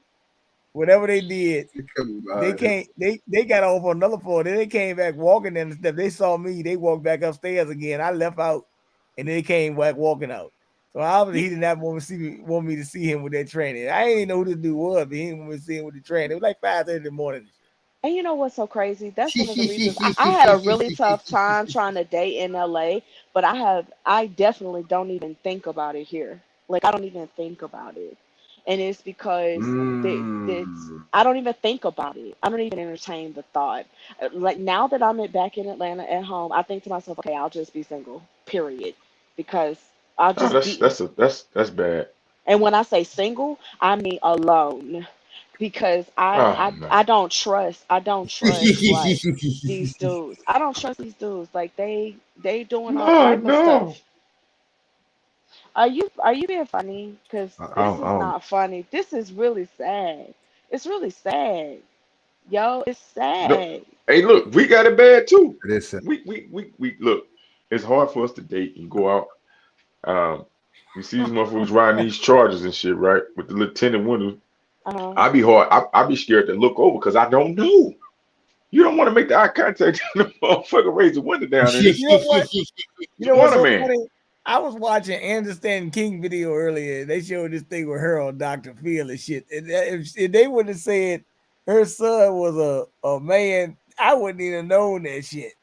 Right. Oh, that was burned. Because the surgeries that they're getting nowadays and all of the stuff that, but one thing I can say, one way that you can always tell, I mean, a woman can always tell. I don't get, there's always something off about you. But you know, Yes. they dress so provocatively. It's like everything that a woman would normally naturally do, they go way overboard. That's true. That's Way true. overboard. You know what I'm saying? That's true. We'll wear a sexy dress or something, but they gonna have everything out.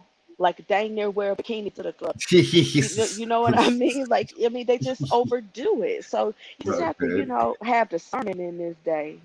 You just got to know. Just like I have to be able to identify a man that's on DL or somebody that likes trannies, a man has to be able to identify all of this same stuff too. And it's sad.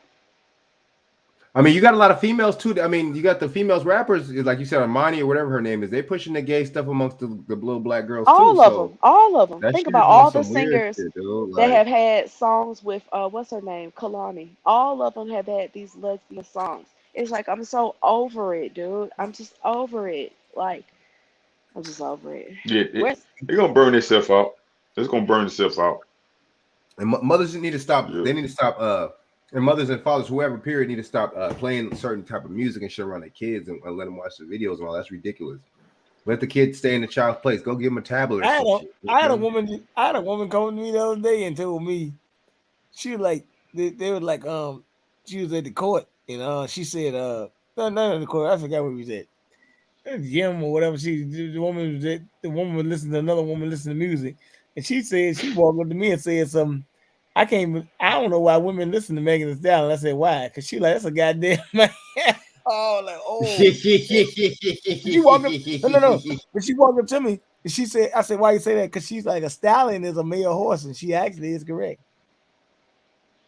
About a stallion being a male horse, but I think the truth of the matter is when we look at the society and what's going on, so many people are transitioning in childhood. So you really won't know. You That's really weird, won't. bro. You really don't know. 'Cause a lot of these people transition when they were young. So That's I strange. mean, it's just too much. It's too much. It is, man. It is. So, man, next time we gonna and then you got the president of the United States telling you that it has been an epidemic of trans violence and people are beating up and hurting trans across the country. And then he was on stage and they said, well, we only had 37 transgenders get killed last year. So yeah. Can I transition into a cat? but what I'm saying is it possible for, like I said, that I look at it more so the women should be offended because maybe they should be offended by gay guys too, because you really shouldn't want a facsimile. I was talking to a lady a couple of days ago, and I said, "Do y'all want a facsimile of you?" And she's like, "No, I don't like no copycat." Well, stop letting these men be goddamn copycats then. Well, I just saw a gay man on video just earlier today slap a woman in the face while she was holding her child. So I'm telling you right now, I have a problem. Whoa. I have a problem with this because, see, a lot of them believe that they could go toe to toe with a woman, which I don't understand the thinking. I don't understand the thinking. You are still a man, whether you are gay or whether you're trans. Like, I'm just sick of it. Pull up that video. I'm Pull up that sick video. of them. I don't Pull up even that know. video. I don't even remember where it was, but you can probably Google it. But it was it was a man who slapped a woman. He was black, she was black. He slapped her in the face, and she was holding her baby. And then was Pull up, like, Wow, hold pull up up. that video, and Frank. Pull up the video. just it was ridiculous. I'm like, I'm over it. I feel like a lot of times black women are not really safe anymore.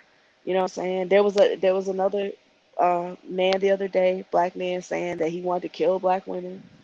All this type of stuff. Like it's just too much. It's too much. I'm so tired of it. Hey, pull up that video, of Frank, and them gay people beating up that woman in I forgot where it was at. Stop it. Stop it. No, they were beating the hell out of this woman. 2 gay thugs. Stop it. They Are beating you the hell out of serious? this woman. I'm Yes. gonna be honest with you. I believe that any man that does that is gay. Period. Oh, for sure. Period. For sure. But they were gay. They actually said gay thugs. Hold up, Yeah. hold up. Gay That's crazy. thugs. People That's are too crazy. much. And then see, we gotta stop being so trendy, black people. Do we gotta stop doing that shit, jumping on some retarded trends, man. We gotta really stop doing that shit. You know what the trend we should get on? Economics, aggregating our money. This is the one. That is the video of the. I don't know how you found that, but that's the video. And he just slaps her in the face. Do you see she's holding her child? Do you see that? He would have died that day. He would have died that day. Oh God. You got your son in your hand. That's all right. But let me just tell you something. Oh, do this. Fruitcake. Because I'm recording. You want to fake on social and stuff. Ain't they yours?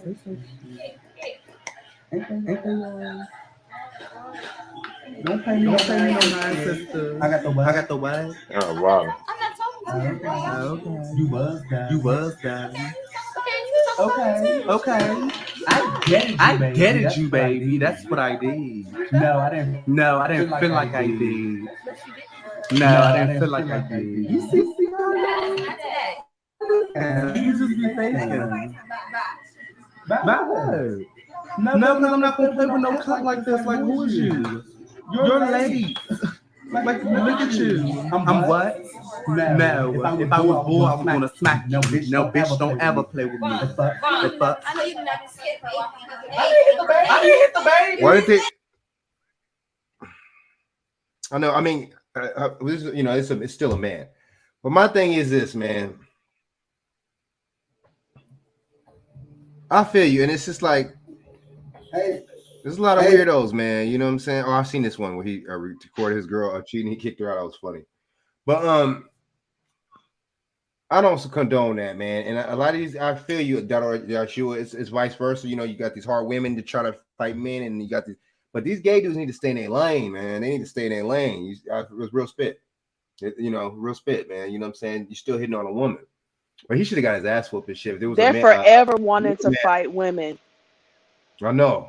On some, they really. I don't know if the indoctrination. I guess since they was raised with they, what I'm saying, with this their mama and shit. The indoctrination shit was just so real. But he's gonna find the right one though. He's gonna find somebody like me one day.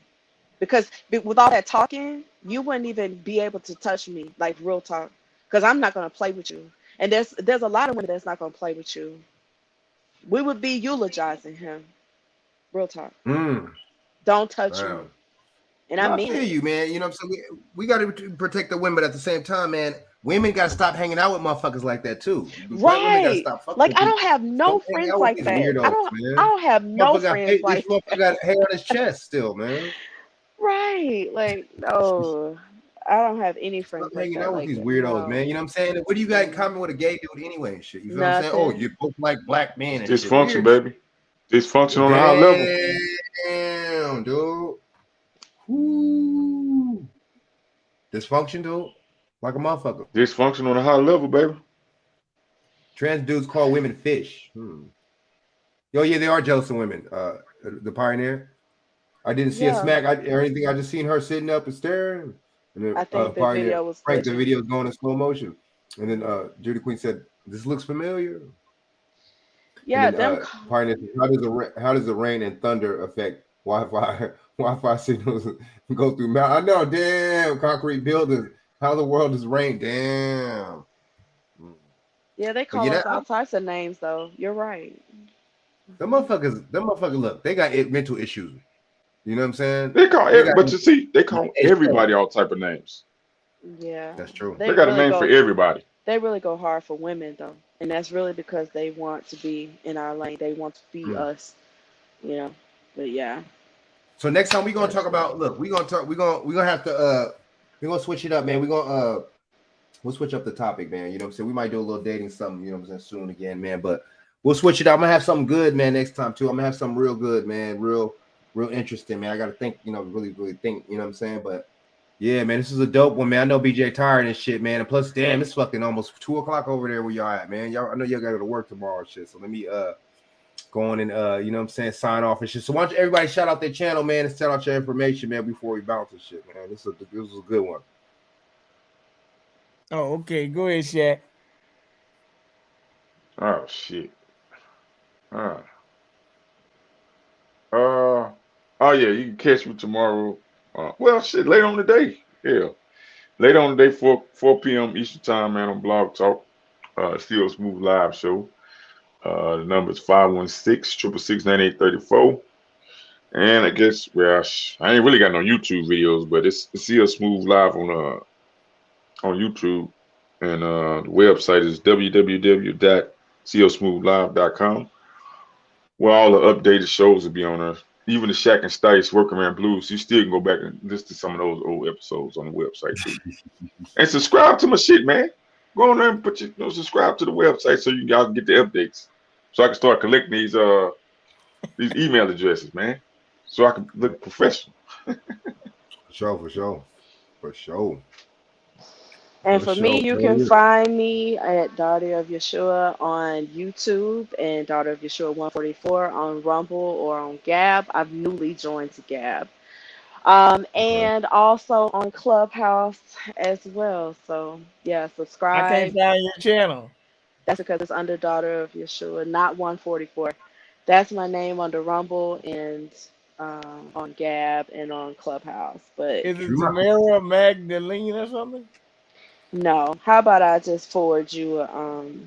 I could just forward you one of my videos from there. You can follow me. So I'll link up with you. Send us the link in the back chat. I'll link up with you. Does it got Young Prophets or something on there? I don't know. You got like an advertised top. I don't have an advertisement. God showed me that a zombie apocalypse is coming or something. No. Okay. No, that's not me. That's not me.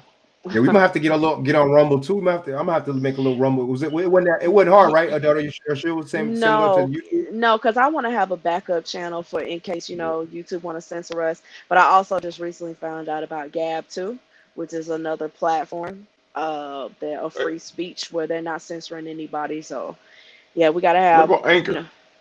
I haven't tried that. You been on Anchor?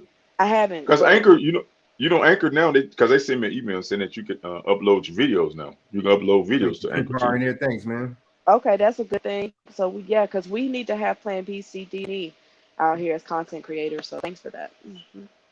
So you said, would you say, Shaq? We said Anchor. I'm gonna have to get on all those, man. I really am. You know. Yeah, I mean, I'm on all. I mean, I ain't know.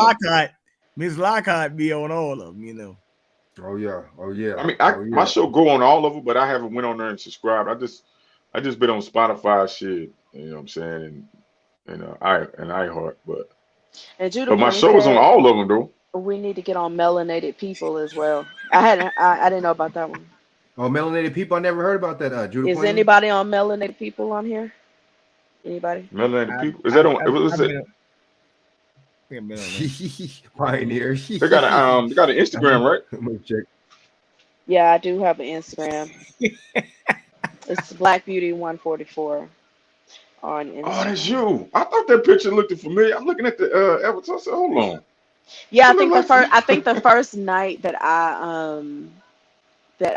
anytime that I encounter y'all on here, I always try to follow you back or connect with you on Instagram. Is the number one way I'll connect with people. So, okay. I'm about to totally dead Facebook. I can't stand it. Yeah, have you did the group thing on Instagram yet? Like had a group on there, like a group video or some shit? I haven't. like a group audio. They got the little video room and audio room on Instagram too. Okay, kind of like a You gotta, clubhouse hey, thing. Chef, you have to show me. Yeah, I haven't tried it out. I just be seeing it. I just Oh yeah, maybe we You could know. all get on there one night or Uh-huh. something. Get on there.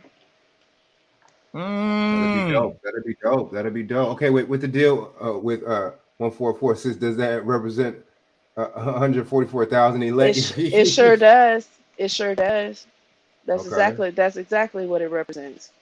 And on my channel, I speak deep. about, because yes, we're speaking about all of these, current events and things that are going on with our people and society and news and all that. And as you can see, I could keep up with any of these conversations. But my calling really is about all things spiritual, because all of you, no matter who we are, I think it's important for us to connect, spiritually, with our source, with our God. So if that's something that you're interested in, if you even believe in that, then that's what I'm talking about. So, yeah, yes, I am a part of that 144 that is spoken of in Revelation. You can get deep about that in some of those videos, but I digress. Oh yeah, man. So y'all follow all these good people, man. You know what I'm saying? Follow these good people, So my cash app is What's your avatar? Oh, I see the black booty with the avatar here. Frank, help them find me. I got you on Instagram. No, I think I follow you on Instagram, but I don't know about the YouTube. I have to check the YouTube. Yeah, and see, and now that you follow me, I could just send you a link. So I know who you are on Instagram, on IG. Well, don't worry about it. You can find me in about 10 minutes. You can find me in 10 minutes. So let me Hey, but so yeah, man, my cash app is $ Frank, $Frank, JONEZ, you know what I'm saying? With in the one. Hey, you know what? I ain't never put my cash up except for like 1 or 2 times. Yeah, go for it. Put it up. It's on there now, isn't it? It's $ Chat 1981. Oh, okay. You can see it. I can't hardly see it on this side. I can just see the CL Smooth on it. Yeah, it's on there. And I then should the put mine on there 714. too. Yeah, go for it. Yeah, put your cash up. You know what I'm saying? Yeah, another time. And then yeah. And it said you need a master's degree to navigate through the some of this shit. And then there's a my bad. I'm answering the phone. So hold up for a second, Okay, you need to some of this shit every week. There's a new social media platform to get down with. So I want some cookies too. Preaching to me about Patreon 15 minutes for 15 minutes today. Either we gonna do it or not. Running around with the I want some internet brownies too. To each other, huddling up and meeting, talking about we ain't gonna get billed. Pioneer, you too much. All right, so yeah, man. So look, so next time I'll probably drop a show, man. Probably like Friday or something like that. I don't know, but next Wednesday for sure, man. I appreciate y'all tapping in. You know what I'm saying? Oh yeah, you know what I'm saying. So let me go ahead and drop it, and I'm out. Damn, what's going on with the internet, man? I'm breaking up. We're break dancing. Well, anyway, break dance. They got that internet break dance. Yeah. So my God damn. God damn. What is up? You in a time warp, man. Yeah. What the fuck? Well, that boy went to the multiverse. Right, man. In the chat, you know. Wait a minute, man. Hold on, fucker. Let me just go. Hey, look. Let me just put this out there, man. What up? Facebook, Bernard Johnson, KingBJMedia.com, KingBJFitness.com, Bernard 1120 on Instagram, KingBJFitness32 Instagram, Cash App, $1919 BJ, and 1987 BJ on Twitter, and YouTube, King BJ Johnson. I don't know what happened to the live, but I just had to go ahead and get it because I don't know why you can hear me, but we can't hear Frank. It's kind of interesting. So let me get on that. Let me get out of here, man. This shit's tripping. So I'm gonna holler at y'all Yeah, I next. know. Shit. You sound like you in Man. I town. appreciate y'all. Can y'all hear me now? Can y'all hear me? Yeah. We sound All like right, you so in I'm gonna holler at town. y'all, man. All right. I really appreciate y'all coming on, man. All right, now. Until next time, man. All right. Got you. All right, salute, salute. All right, salute. Peace out.